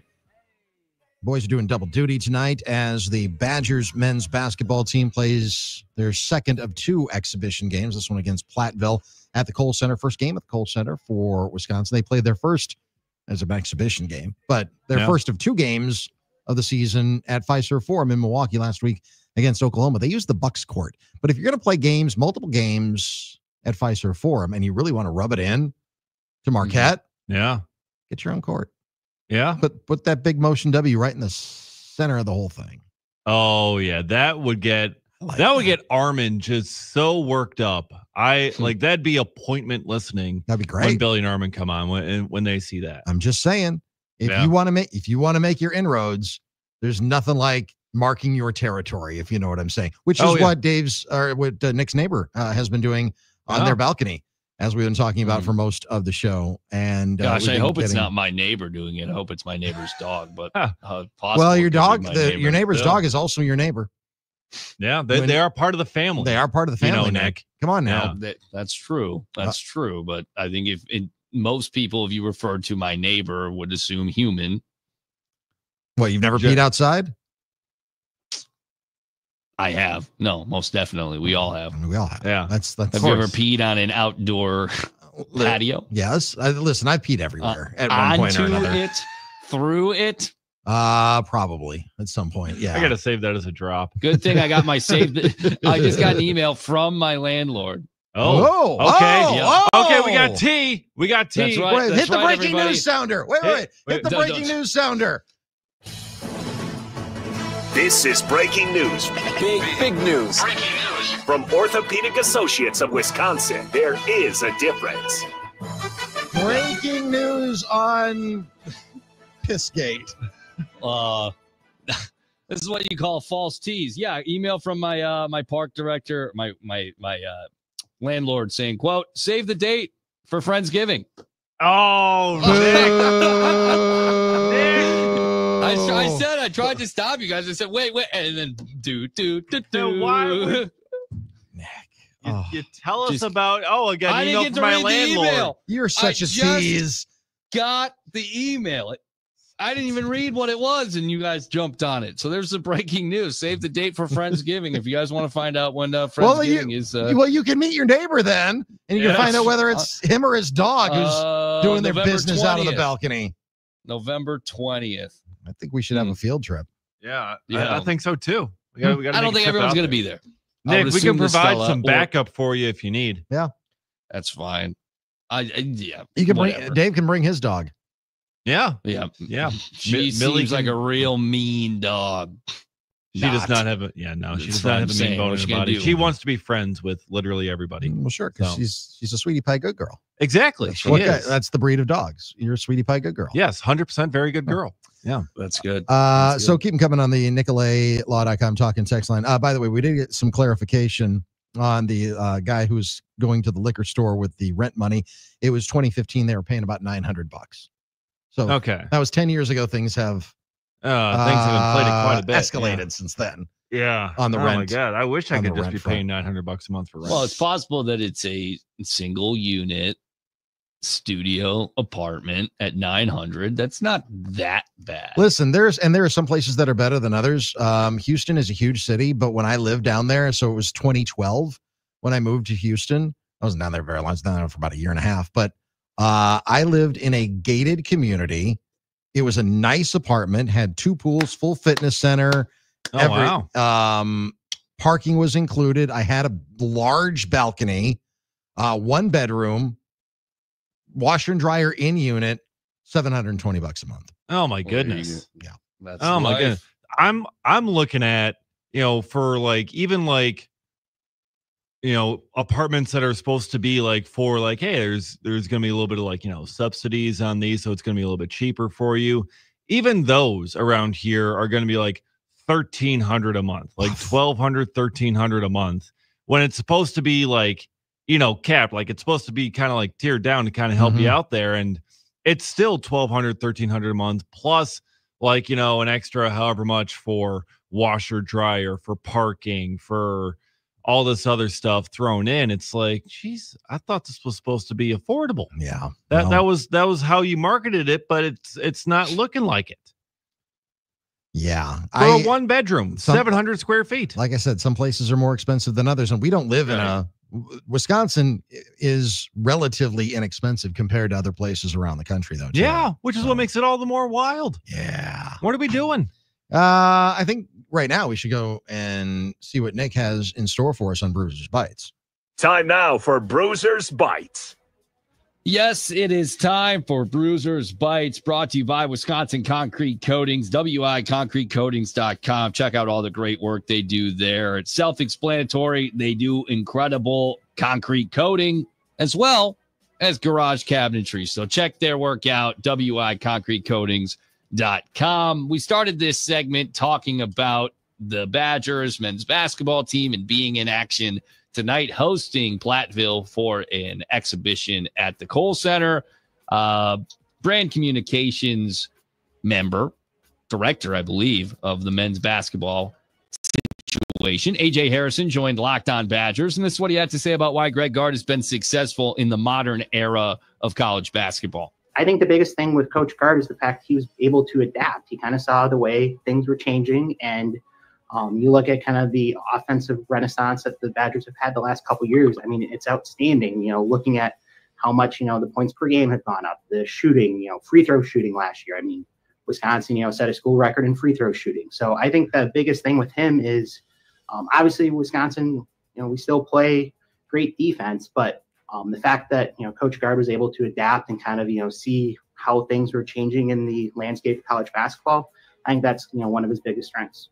AJ's official title, Assistant Director of Brand Communications at the University of Wisconsin-Madison. Let's look at what this team represents now and what it has been in years past. Is it officially a offensive-focused basketball program here at Wisconsin? I think they're a balanced team, really. I mean, you see that with some of the players that Coach Gard has been able to bring in. I mean, John Tanji was someone that I don't know that Bo Ryan would have brought in, for example. And I don't want to denigrate anything that Bo did. He's a Hall of Famer. He's in the Naismith Basketball Hall of Fame. He's basically in every Hall of Fame that you can possibly be in now that he's in Springfield. That having been said, I agree with AJ because Greg Gard has been able to adapt.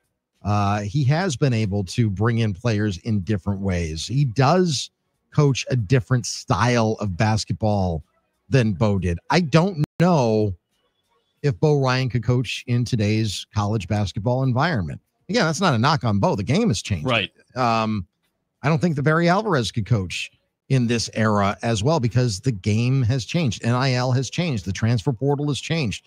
I don't know that Wisconsin is an offensive or a defensively focused team. I think every good team has to start with defense and then let the offense flow from that. But, I just think it's a really good balanced team. And college basketball is, I think that it's really, really strong again this year. And the Badgers should have a strong season. So, I'm looking forward to the season getting underway.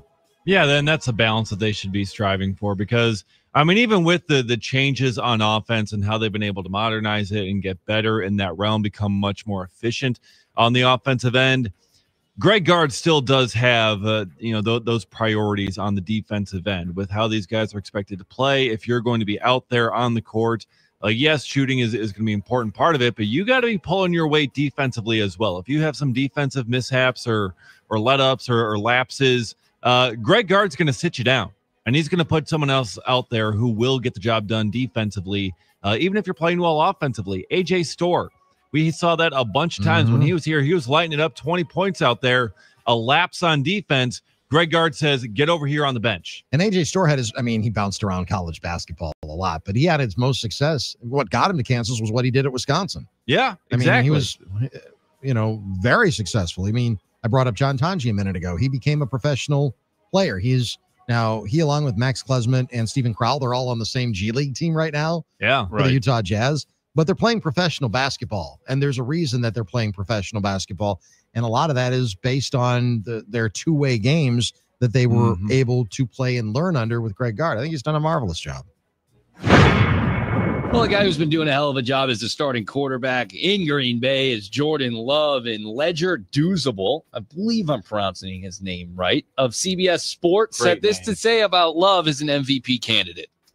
Jordan Love, in the times where he's not being decisive and throwing the ball right away, he was able to use off-platform and get down the field to Christian Watson. That opens up the offense even more when you have a quarterback that can not only beat you from within the pocket, but is dangerous when he gets outside of the pocket. Right now, Jordan Love is top 3 in my vote. If I had a vote today, he'd be top 3 MVP category because that's how well he's playing. He's elevated his team. People always say, who's our number one receiver? It doesn't matter if the quarterback is distributing the ball like he's doing. I liken it to Indiana Jones and the Colts. There's no true number one guy, but everybody, the sums of the group, make them a good team. All right, so if Jordan Love is to win MVP, how much better does he have to play moving forward than he has already this year? Or has his level of play been that of an MVP caliber player? The only time that he was an MVP caliber player was the second half of the 2023 season, and he was as good as anybody in the league. Didn't put it, he struggled in his first few games as a starting quarterback, as you would expect. Again, any criticism that I have for Jordan Love is just, it's not rooted in, I don't think he's going to become elite, because I do think that he's on his way to becoming elite. He's right on that precipice right now. He's right where Aaron Rodgers was at the same point of his career, and Aaron Rodgers was a Hall of Famer. Aaron Rodgers was a 4-time MVP. Aaron Rodgers was a Super Bowl champion. And if you look at Rodgers in his third season as a starting quarterback, and you look at Love in his third season as a starting quarterback, there's a lot of similarities. Now it's just, can he make that next step and get over that hump, which is a significant hump. There aren't that many, in my mind, elite quarterbacks. Josh Allen, Lamar Jackson, those are elite quarterbacks. Patrick Mahomes obviously has been playing with the gold jacket for years. Is Justin Herbert, for example, is he an elite quarterback? He's a pretty damn good quarterback, but he is still kind of searching for the same thing that Jordan is searching for right now, and that's MVP love, votes. You're looking for deep playoff runs and things like that. So as far as Jordan, to me, he's just not there yet, but very well could be there. But if your question is how much better does he have to play to be in the MVP conversation, more games like he had against the Steelers would certainly help. The way that he played in the second half of 2023, that would help. Just need to put that together consistently for a full season. Yeah, he'll be in that conversation, but in my mind, he's not there yet. Yeah, that's exactly what I was going to say. If he's going to get himself in that conversation, you need more games where you're throwing 360 yards and 3 touchdowns, exactly like you had against the Steelers. If you continue to put up more performances like that throughout the season, if you do that here against the Panthers, you do that against the Eagles, you continue to string games like that together, he's going to get himself into that conversation. In terms of the elite status, in terms of, getting, votes down the road, that playoff success is going to come into being a factor as well. Now, obviously, it has no impact on the current year's.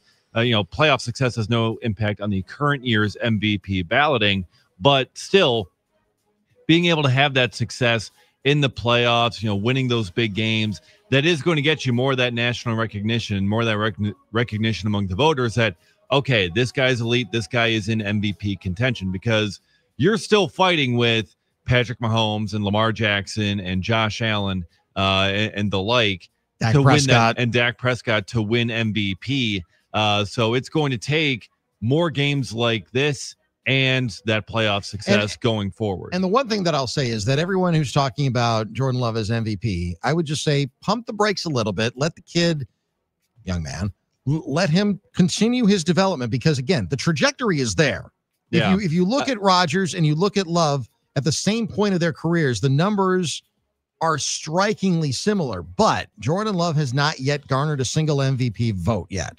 That doesn't mean that he's not going to. It just means that he hasn't gotten a single MVP vote yet. And until you do, you're not an elite quarterback. Well, we know that the Packers have an elite tight end, and that elite tight end, Tucker Kraft, joined the Wake Up Barstool crew earlier today, and he had some comments about the culture in Green Bay. We have some fun here. This is a great atmosphere. Guys come from other teams. And, I'm spoiled because this is the only organization I've known. But they come from other teams, and they tell us that we got it different here. So we're just trying to keep up that culture, that standard every day. I think that there's value in being a place where players enjoy playing. But how much do you think it truly impacts the Packers' ability to succeed on the field? Tremendously. Culture is everything. It stems from the top, whether it was Mark Murphy or now Ed Policy. That is filtered down through Brian Gutekunst. That is filtered through the head coach and Matt LaFleur. And there have been questions about that. I mean, Aaron Rodgers questioned Brian Gutekunst for a long time about, how he was dealing with players and how he was, in Aaron's mind, disrespecting some veterans who were ultimately let go. I would only say to Aaron, now that you've had experience with other organizations, specifically the Jets, might you come back around and think differently? Sometimes when you're insulated in one way of doing things, and Aaron was in Green Bay for 18 years, 15 as the starter, you become accustomed to thinking that that's the way it is everywhere. Ask Josh Jacobs, ask Xavier McKinney what their experiences were with the Raiders or the Giants, respectively. And I know that Josh Jacobs has been outspoken about how bad the culture had been and had become in Las Vegas with the Raiders. And we saw it on the Netflix documentary, how kind of dysfunctional the Giants were before Xavier McKinney became a Packer. So I think the culture is, it's tantamount. It's strikingly important. It's incredibly important to how you're going to perform on Sunday. And guys seemingly come to Green Bay and they have great experiences here. And there are other coaches. I think Kevin O'Connell does a pretty good job in Minnesota.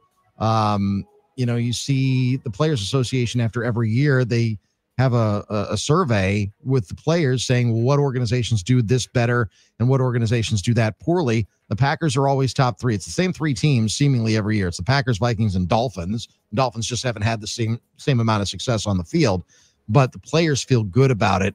So I think it's really, really important that you have built something that players want to come and be a part of. And that's how you lure free agents. That's how you get guys like Xavier McKinney, along with the paycheck, of course. But that's how you get guys like Josh Jacobs.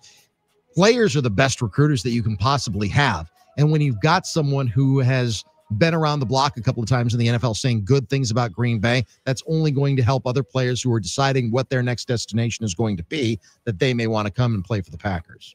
Yeah, exactly. Culture is everything when it comes to sports teams, whether it's Packers, and any team in the league, even the Brewers too. Look at them. I mean, all the players rave about the culture that they have there, that they've built, and it impacts their success. I mean, we see it with them. We see it with the Packers. When you have a strong culture, a good winning culture, with accountability, with players enjoying being there, it does have an impact on winning on the field. It goes across sports. It's not just the NFL. It is all across the board. Even going into, the non-sports world, you have a good company culture versus a toxic company culture.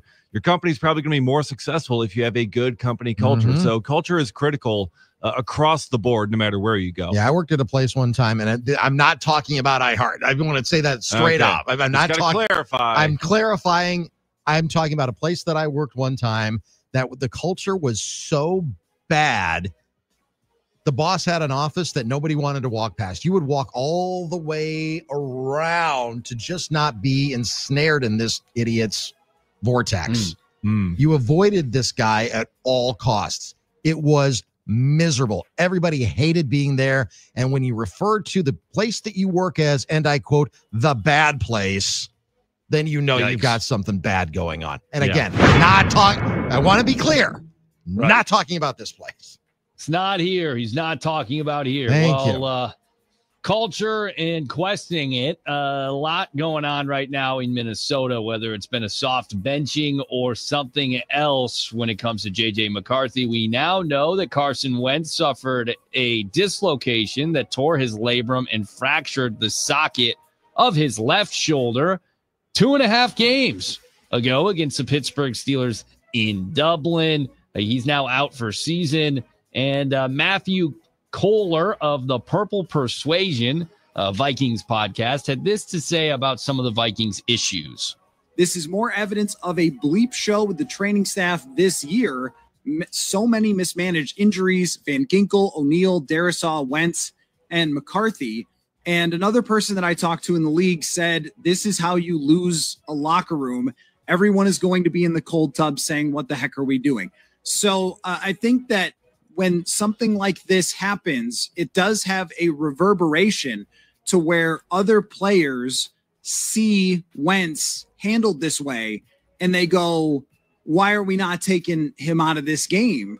Because he's just getting killed. It doesn't give you a better chance to win because there's no chance to win anyway. Oof. So much for the Vikings grade this year in the NFLPA. You just highlighted how well they do as an organization. They were. Training Wentz staff might get an F grade. Right. Wentz spoke to the situation, saying he kind of knew what he signed up for. He put himself back out there in each of those games. But the reality is they had Sam Darnold. They won 14 games last year, and everything was pointing up. Now you got massive question marks. Could this go completely sideways for the Vikings and end up being kind of catastrophic for their organization? Yeah, of course. Absolutely could. Poor decisions are made all the time. And when you've got a first-round quarterback who won a national championship in J.J. McCarthy, and you have anointed him, then you're going to ride or die with the guy. And sometimes that means you're going to die with the guy. Everybody wants to get the next great whomever it is, whether it's Josh Allen, whether it's Justin Herbert, Lamar Jackson, Jordan Love, for example. Everybody wants that next guy who's going to be spectacular. The Vikings got a bit of a reprieve last year because Sam Darnold was awesome. And J.J. McCarthy was able to, because of his injury, learn from the veteran, learn from Darnold, learn from Kevin O'Connell, learn how to be an NFL player. There are two elements, though, to being an NFL player. There's the mental side of it, and then there's the physical side of it. And there are starting to become questions as to whether or not J.J. McCarthy has the physical side of it. And if he doesn't, that's going to be a big problem. Either side is a big problem. But how many first-round quarterbacks have we seen that have been complete and utter busts? I mean, a lot. Yeah. Go back to the 2018 NFL draft. Josh Rosen was drafted by the Arizona Cardinals, and he was thought to be the most ready NFL quarterback coming out of that draft. And he was cocky when he was introduced. Yeah, he said he's going to make everyone regret not picking him. So you've seen the clip. Yes. Right. And you look at that draft, and it is Pro Bowler after Pro Bowler after Pro Bowler after Pro Bowler after Pro Bowler after Pro Bowler. Josh Allen, and Josh Allen was in that. Josh Rosen. Actually, both Josh Allens were in that draft as well. So there's a couple of Pro Bowlers in there, the linebacker and the quarterback. And then there's Josh Rosen. And he amounted to literally nothing in the National Football League. Yeah. I wonder how much the injury last year is costing them, because let's say Sam Darnold, he still balls out like last year, but JJ McCarthy is healthy and practicing the whole time as the backup. It's like, okay, We're going to have Sam Darnold be the guy. We're going to see J.J. McCarthy in practice every single day. But then he gets hurt and he's not able to practice at all. Like, yes, he's in the meetings. Yes, he's learning things, but you can't physically see him in practice. Mm-hmm. If the Vikings were able to see him in practice that entire time, maybe they'd be like, ooh, yeah, right. Maybe this guy isn't it. Maybe we'll re-sign Sam Darnold instead or do something else at the quarterback position. And, maybe not quite be as reliant on J.J. McCarthy. Mm-hmm. But because he was hurt all of last year, you didn't really get to see him in practice, so they didn't fully know. They're still thinking this is a 10th overall pick. This guy's going to be a stud. He's a national champion. Every time he's out there, he wins. And now it's just kind of like, oh, wait. I mean, missing that entire year of practice, that injury was it completely altered the algebra for the Vikings front office. 2018 NFL draft. Number 1 overall, Baker Mayfield. Okay. Struggled with Cleveland, but he found himself. I mean, he had some success in Cleveland. He got them to the playoffs. Doing that in Cleveland, true. I mean, that is a massive success. His career's had some ups and downs, but he seems to be on solid footing in Tampa Bay right now. Number 2 overall, Saquon Barkley. Okay, it seems pretty good. Hall of Famer. Yeah. Sam Darnold, Pro Bowler. We talked about Sam Darnold just a couple of minutes ago, and a lot of that was because of Kevin O'Connell, who seems to be quarterback finally whisperer. figured it out. Yeah. After that, Cleveland Browns, Denzel Ward, Pro Bowler. Okay. Denver Broncos, Bradley Chubb, Pro Bowler. Indianapolis Colts, Quentin Nelson, guard out of Notre Dame, Pro Bowler. Buffalo Bills, number 7, Josh Allen, the quarterback. Okay. Hall of Famer. Roquan Smith from the Chicago Bears, Pro Bowler. Then Mike McGlinchey, that didn't work out so well for San Francisco. And then Josh Rosen at number 10, followed by Minka Fitzpatrick, probable a Hall of Famer. He's been a pro. Yeah. Vita Vea, Darren Payne, going down the list a little bit. Tremaine Edwards, Derwin James, Jair Alexander, Pro Bowler, Logan Vander Esch, Frank Ragnow. I mean, just one after him. Oh, by the way, the last guy that was chosen in the first round that year, Lamar. Yeah. Right. Great year. And they missed out for sure. Josh Rosen's a failure. A lot of missed first-round draft pick quarterbacks. That's a reality. And maybe JJ's the next one. But Josh Rosen's a failure. Yeah. I got to call it here because we got another segment. And then we got Jim Polzin on the other side. But Wisconsin Concrete Coatings, your presenting sponsor of Bruisers Bites, which often spark great conversation. And I know we got some Bucks conversation to get to potentially here before the end of the show as well. Absolutely. All right. Coming up next, we will hit that. And also, like you said, Jim Polzin joining us coming up in just a few minutes as well. Stay with us. It's D.N.D. on the game. And she got the goods, and she got that. I got to look. Sorry. You are listening to D.N.D. with Doug, Nick, and Dick. This pains me to say this, but Dave's right. Hey, why does that pain you to say? I'm right quite a bit, I think. Middays here on the game. Baby, right. Drew and KB are talking sports and stuff every weekday from 2 to 6. Christian Watson's return to the field for the Green Bay Packers, obviously a huge story, and it's a huge story here in Drew and KB land because it means that we get to say hi to Christian's mom, Krista Lynn, our returning champion. What was it like for Wisconsin's favorite sports mom to watch her son return to the field after 9 months of grueling rehab and isolation and self-doubts, and to see him just frolic on the field like he was never hurt? I'm going to be really honest. For the first time in my mom career, I was very nervous and anxious, and I'm not really that kind of a person often, but there was just so much leading up to this. And I mean, even after I talked to him on the phone yesterday, I called him before they were leaving the hotel and to head over to the stadium. And I was like, how are you going to get through knocking the cobwebs off? I mean, that's really what it is. There's literally nothing like an actual game or a game time situation that you can simulate. You know what I mean? With other guys coming at you at full speed, they want to hurt you. They want to take you out. How are you going to get through that? And he was like, just being really honest, Mom, I'm just going to go out there and I'm going to do me. I mean, that's fantastic. It doesn't matter. You would have that same conversation with him if he was in Pop Warner football and as a professional. That's just mom stuff, and that's great. You can find all of the shows in podcast form. Just search Drew and KB on the iHeartRadio app. Now, a year in rock spotlight. 1971. The Doors released their 6th and final studio album, LA Woman, while Paul McCartney releases his 2nd solo album, Ram, which goes to #1 UK and #2 US. The album includes several jibes at John Lennon and the #1 single, Uncle Albert Admiral Halsey.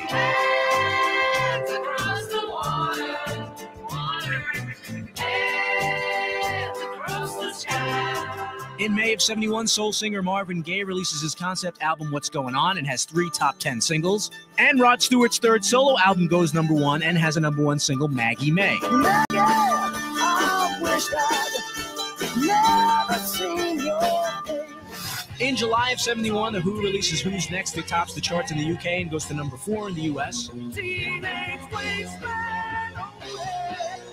Teenage wasteland. They're all wasted. The Allman Brothers released their breakthrough live double album at Fillmore East. And in August, the concert for Bangladesh, organized by George Harrison and Ravi Shankar, is held in New York City. In addition to the organizers, Eric Clapton, Bob Dylan, Badfinger, Leon Russell, and Billy Preston appear. Feel my guitar gently. Keep listening to iHeartRadio for more from 1971. Coming up. iHeartRadio soundtrack flashback. So, what's a movie soundtrack without Smash Mouth? 1998's Can't Hardly Wait took us inside the mind of graduating high schoolers and gave us a slamming soundtrack in the process. A big standout was Can't Get Enough of You Baby. It's a cover song, but Smash Mouth really made it their own. I can't get enough of you, baby. I can't get enough of you, baby. For more great movie soundtrack hits, check out Popcorn Radio on the iHeartRadio app. Now, a year in rock spotlight. 1971. The Doors released their 6th and final studio album, L.A. Woman, while Paul McCartney releases his 2nd solo album, Ram, which goes to number 1 UK and number 2 US. The album includes several jibes at John Lennon and the number 1 single, Uncle Albert Admiral Halsey.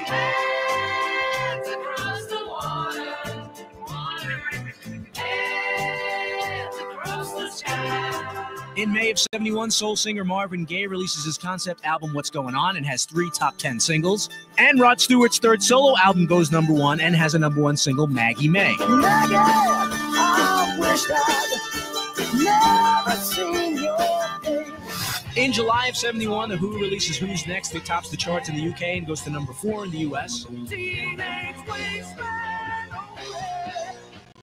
Teenage wasteland.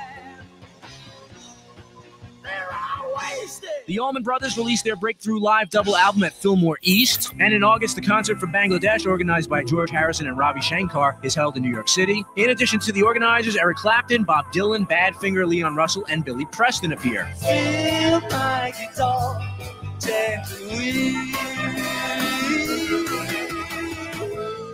Keep listening to iHeartRadio for more from 1971. Coming up. If you have a smart speaker, listening to WISN has never been easier. Just tell Alexa, Google Home, or Siri on HomePod to play 1130 WISN on iHeartRadio. Then sit back and enjoy the excellence. It's D.N.D. coming up in just a couple minutes. Jim Polzin from the Wisconsin State Journal will join us. Giannis had an exchange with some reporters from New York after last night's game. One reporter, this is transcribed in the Milwaukee Journal Sentinel, Jim Ozarski, did the transcribing. Unnamed reporter, going back to an ESPN report, this is being queried of Giannis, going back to an ESPN report from earlier this month, part of it was that if you were traded, you would prefer to go to the Knicks. Giannis, who said that? Reporter, it was an ESPN report. Giannis, I don't read that. Reporter, I was wondering if it was true, and if it is, Giannis shook his head. Reporter, or it's not. Okay. Giannis, I don't remember that. Right now, I'm here representing my team, and that's it. We beat the Knicks, so it doesn't really matter. What matters right now is we have a game in 2 days against Golden State. Try to stay locked in and get 2 in a row. But I didn't read that article. I try to stay away from all of those rumors. How do you call it? The speculations and trade and all this. That doesn't concern me one bit. I try to involve myself and try to help my team win games. Reporter, does that stuff become a distraction when you're the focus of an NBA world for like a week with that report and you didn't see it? Giannis, if it becomes a distraction for me, I don't have time. I'm not going to lie to you. I have 4 kids. I have a 7-month-old, a 2-year-old, a 4-year-old, and a 5-year-old. So, brother, I don't have time to be, even if I wanted to pay attention to all that stuff, my life don't let me. I've got 4 little gremlins that are running around, and I have my craft that I've got to improve on, and then I got to lead a team, and then I've got other things. I got my wife, I've got my mother, I've got my brothers, I've got to go to church. Man, I ain't got time for all that. So I'm being very, very honest with you. I just love playing basketball, and I try to speak on the court. Oh, there we go. Yeah, How there we go. many times do you have to answer the same damn questions? Well, he didn't say directly that he will not be. Ain't nobody got time for that. Ain't nobody got time for that, but we do have time for Jim Polzin. He's coming up next. Stay with us on D.N.D. on the Game.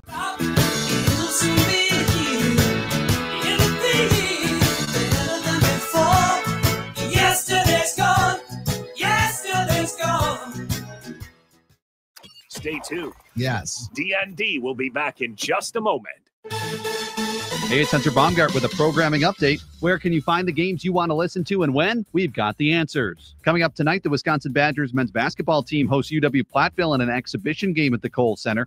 Tip-off is at 7 o'clock. You can hear the game in Milwaukee on News Talk 1130 WISN with pregame beginning at 6:30. In Madison, you can hear the game on 1310 WIBA. Also, the Milwaukee Admirals host Chicago at Panther Arena this evening at 7. Pregame begins at 6:30 on Fox Sports 920 WOKY. I'm Hunter Baumgart for the Game Radio Network. Now, a year in rock spotlight. 1971. February, 4 months after her death, Janis Joplin's album Pearl is released and goes to number 1. The single Me and Bobby McGee also tops the chart.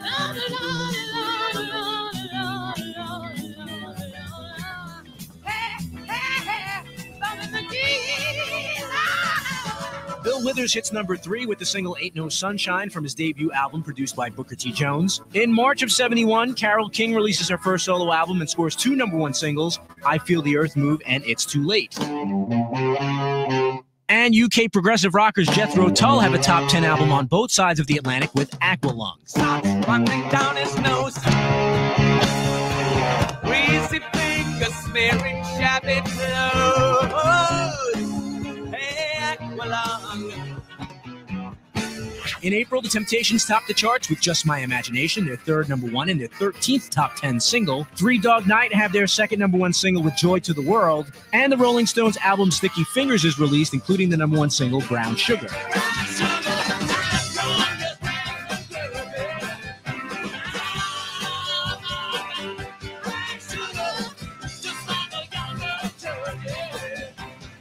Keep listening to iHeartRadio for more from 1971. Coming up. Now, a year in rock spotlight. 1970. Don't keep me waiting here. Lead me to The Beatles released the Phil Spector-produced album Let It Be. It generates 3 number 1 hits, Get Back, Let It Be, and their final number 1, The Long and Winding Road. The Kinks song Lola, about a romantic encounter with a transvestite, makes number 2 UK and number 9 US.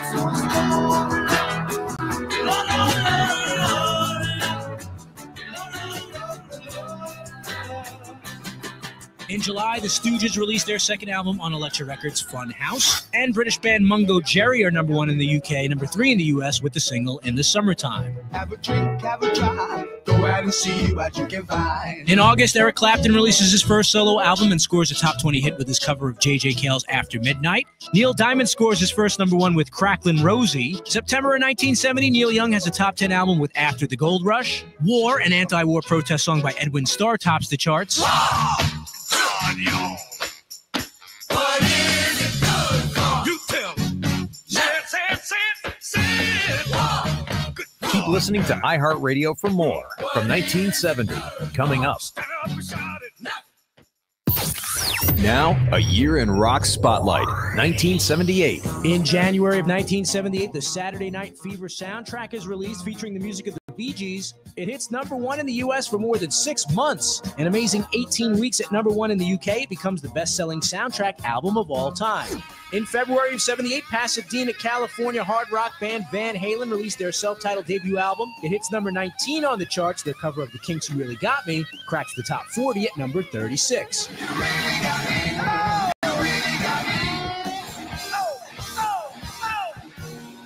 In March, the Patti Smith Group released their 3rd album, Easter. It goes to number 20. Their single, Because the Night, goes to number 13. It was co-written with Bruce Springsteen.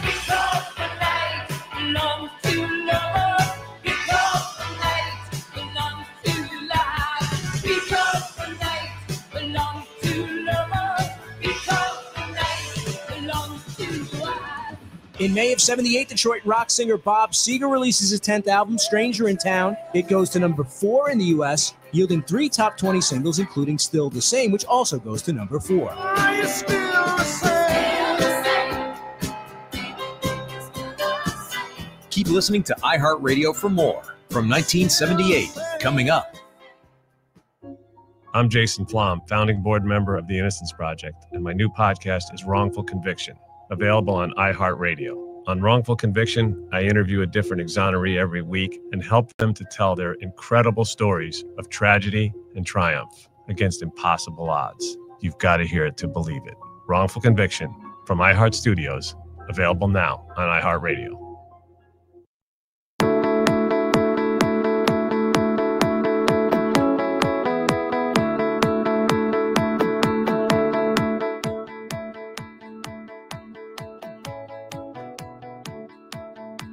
In the beginning, I never thought it would be you. It's D.N.D. here on the Game Radio Network. Doug Russell, Nick Bruzewitz, and Dave Gasper. Red Hot Timnot writes in on the NicolayLaw.com talking text line, which is always open to you. We enjoy reading your messages.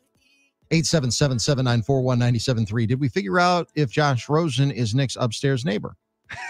I'm trying to figure out why he's catching so many strays. He's not catching strays. He's not catching strays. A stray would be like if I said, something that's unfair or not true. No, it's just, a stray is just randomly bringing him into the conversation. Well, to take I a didn't shot bring at him up. No. Doug brought him up. I kind of did that. Directly brought him up. Well, I mean, it's sometimes guys that you think are going to be, he's just an illustration of somebody who you think is going to be a better NFL player than what he turned out to be, and was very cocky about it.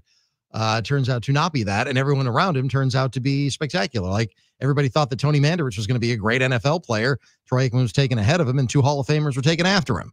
3 Hall of Famers were taken after him. You should have just allowed him to keep doing the steroids. Well, yeah, that's sure. Yeah, it would have helped. It would have helped the Packers if he just was able to keep on doing them, because he was doing them at Michigan State. That's how you wound up on the cover of Sports Illustrated. Yeah. One guy who's never wound up on the cover of Sports Illustrated, to my knowledge, but probably should, the esteemed sports columnist from the Wisconsin State Journal, our friend Jim Polzin. Jim, how are you today? Good. I've never done steroids either. So I find that hard to believe. No, I'm kidding. Have you seen me? Indeed. Yes, of course. Of course. All right. I want to start here because the question of elite has been brought into the lexicon this week when it comes to the Packers quarterback. And my assertion, and I'd like to get your thoughts on it as well, because I think everybody has a different, definition of what elite is. Jordan Love, I think, is on the cusp of elite. There are some who are trying to crown him elite, but this is also someone who has one playoff win and no MVP votes. Again, that's not a criticism. It's just kind of where we are right now. Where do you look at as far as Jordan Love in the echelon of NFL quarterbacks right now? Yeah, I think I'm with you, Doug. Like I think the potential to become an elite quarterback in the league is there. I think we've seen it in flashes. I think to be in that category, you got to do it consistently. You certainly need the big wins in January, and he just doesn't have that on his resume. I think the second half, Jordan from the other night is maybe the guy that we all think and hope he can be, but I don't know, that's been a consistent presence. And I think it's in there. I think we're talking about a guy who's only in his 3rd year as a starter. We're talking about a guy who, maybe doesn't have elite receivers to work with. So there's a lot of factors that play into that, but I think he's ascending. I think that's the important thing. He's ascending. He's not a guy that has plateaued. So I can see him being mentioned in the same breath as some of those guys. But like, who are the elite? Like, I guess I'd be curious to hear who you guys think are the elite. Like, Patrick Mahomes is the elite. I think course. Josh Allen's elite. Agreed. Yeah. Lamar has 2 MVPs. He's elite. I kind of put Jordan Love and Justin Herbert, for example, kind of in that same category, because Justin Herbert, no MVP votes. No, I don't think he's how many playoff. He's got 1 playoff win, I think, but no, 0 still. Okay, so no playoff win. So he's not there yet, but he's a really, really good quarterback. Matthew Stafford has been elite. He's won a Super Bowl. Players like that who have like that resume, I guess. Jalen Hurts has Jalen Hurts, a great example. Absolutely. 100%. Yep. Yeah. Yep. But I don't consider him an elite quarterback, right? I think Jalen Hurts is a really, really good player, and I don't know that I would sit there and say he's an elite quarterback. I mean, he's a different type of quarterback, right? Like runner, yes, has struggled passing, but is a winner. I get it. I'm not trying to demean him in any way. I just don't know if there are tiers. I always look at things in being in tiers. I don't know that I put Jalen Hurts in some of those guys I mentioned that I think are in the elite category. But I think he's in the second tier, and I don't know what tier Jordan Love is, only to say that I think he is ascending, and I could see him reaching that top tier. Jim, talking about tiers, the best version of this year's Green Bay Packers land in what tier for you? Are they Super Bowl contenders? Are they NFC favorites? Where do they stack up? The best version, I think, is a Super Bowl contender. Would I put them as NFC favorites, the best version? I don't know that, because I think Philadelphia is a really, really good team, defending champions. It's going to be really tough to displace them as the favorite. But I think you give the version we saw in the second half against Pittsburgh, you give that version of the Packers a chance to compete against anybody, including Philadelphia. So I think if you list a handful of teams that can win it all this year, I think that version of the Packers can do that. And now it's just a matter of staying healthy, and can they be that team consistently? Because we really haven't seen them be that team consistently. But I think I've mentioned before, and with you guys, is that it's October, late October, and I don't know that it should be alarming if you're not seeing it consistently right now. You want, not to use that word again, but you want a team that's ascending, and I think all signs kind of point to that for this Packers team. And Jim, the Packers coming up, they got a team that's trying to ascend from the depths that they have been at. The Carolina Panthers coming up this weekend. Just kind of, what do you make of the matchup here for the Packers against the Panthers this weekend? Yeah, I mean, you'd like to see Green Bay win this one handily, and I think I probably said the exact same words when Cincinnati came to town, just because it was a team that was beat up and playing a backup quarterback. And I think Carolina's still in that building stage where this, on paper, should be a game that Green Bay wins comfortably. We all know, though, in the NFL, it doesn't always work that way. And coming off a Sunday night game, an emotional victory, a victory where you're playing an old teammate and you're doing it in front of a national audience, I think certainly you could see a scenario where there's a little bit of a letdown. So I think it's Matt LaFleur's job and that staff's job to make sure that doesn't happen. But, you want to keep building and keep moving forward, and don't give any reason for doubt. And right now there's not, but, you don't want any setbacks. So go out and win this game comfortably. Don't make it close. Try to get healthy through it and keep going into November. Jim Polzin from the Wisconsin State Journal joining us here on D.N.D. on the Game Radio Network. I want to change gears and talk about the other football team in the state. And as it relates to this, in your opinion, does the dismissal in Baton Rouge this week of Brian Kelly change the math, change the equation, the expectations for any possible moves or non-moves that Wisconsin could make with their football program? I don't. I mean, I said the same thing a couple weeks ago when Penn State fired James Franklin. I just think those are different worlds. Wisconsin cannot be mentioned in the same breath as those teams in terms of resources and what donors are willing to pay and how much influence donors are willing to exert. I had a really interesting conversation with Ted Kellner, who's a super donor for the Badgers. I talked to him earlier this week, and just strikes me as someone who's not in that realm of donors who exert their own influence and who would go to an AD or a chancellor and say, fire him now, here's the money. He seems more reasonable and more, willing to help in any way he can, but not necessarily willing to flex his muscles and demand things. So I think that's kind of where this program's at, is they have donors who are willing to help. I don't think they believe it necessary to go to the limit that other donors at the LSUs and the Penn States are willing to go. So no, I don't think it changes the calculus at all. Jim, talking about the quarterback position with the Green Bay Packers, let's shift that same conversation to the Badgers. Do you have a hunch on what that spot would look like here after the bye week? I know a lot of people are wondering if Carter Smith is a possibility this season.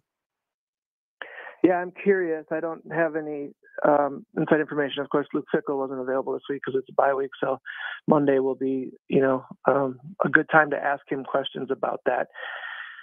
My hunch is that at some point we'll see Carter Smith. How much, I don't know. Whether it's a starting role, I really don't know.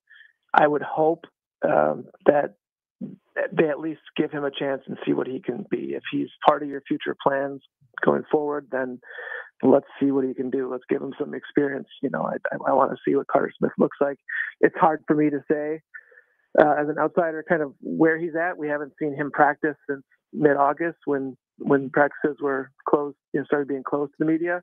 Yeah. And even then he wasn't with the ones, it was really hard to get a gauge on Carter Smith other than, hey, he's a true freshman who is, a couple months out of high school and looks to have a lot of talent, athletic ability, but is he ready to run an offense at the Big Ten level right now?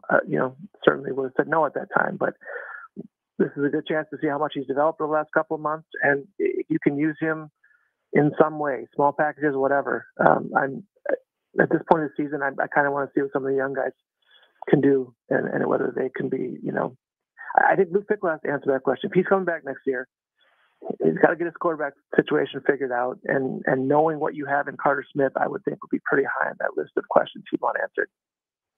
Jim, we've kind of talked about the schedule and broken up into segments, and this October segment of the schedule was obviously going to be the toughest part of it, and they go 0-4 in that stretch, 2-6 on the regular season. These final 4 games, this final third of the regular season, it's so important for them to get at least one win in this final stretch. Where do you see the most likely potential win for Wisconsin in these final 4 games to get their first Big Ten win in over a year?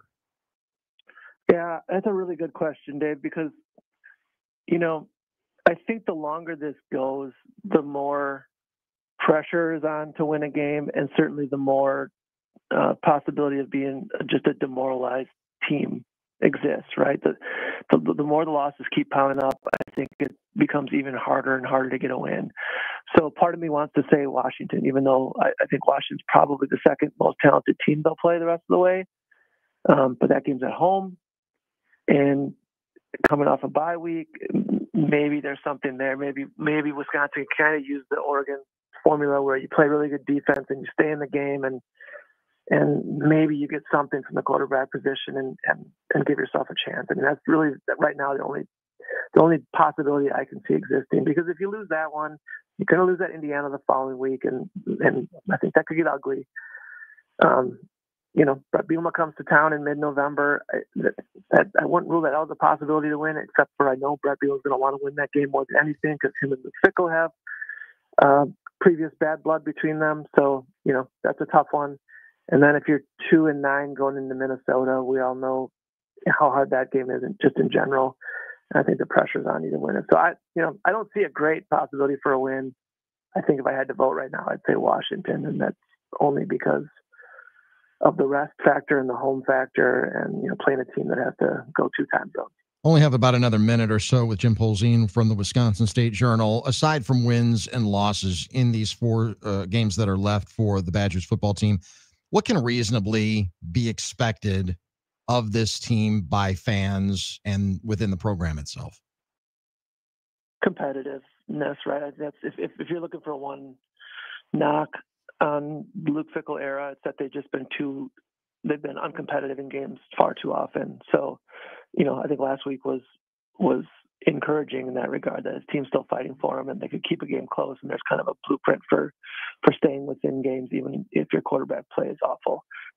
So I think that's what I'd like to see, is just stay competitive, stay in games, go to the fourth quarter with a chance, because we just haven't seen that a ton. Yeah. Well, we saw kind of against Oregon, but you'd like to see that certainly on a more regular basis, and haven't seen a whole lot of that during the Big Ten season. Jim Polzin from the Wisconsin State Journal. Always love our conversations weekly here on D.N.D. Always love reading your great stuff in the Wisconsin State Journal again. And we'll look forward to talking to you next week.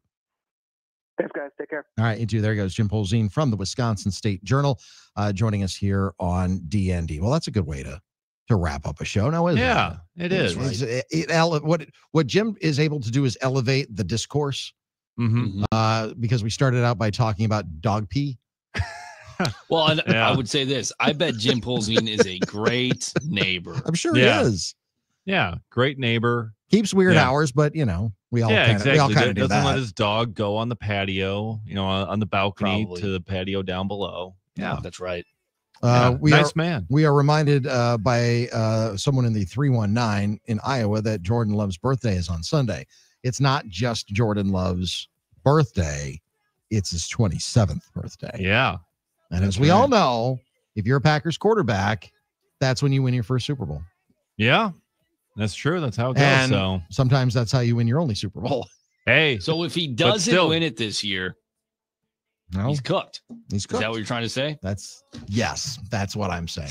Yeah. All I'm saying is sometimes I like to use history as our guide. And our history has been pretty good with 27-year-old quarterbacks. All I'm saying is happy early birthday, Jordan Love. Happy early birthday, Pookie. Birthday. As they call him. Let's go, Pookie. All right. That's it. Drew and KB are next. We'll do it again in 20 hours. Shower up and get them tomorrow, boys. See you next time on D.N.D. Now, a year in rock spotlight, 1973.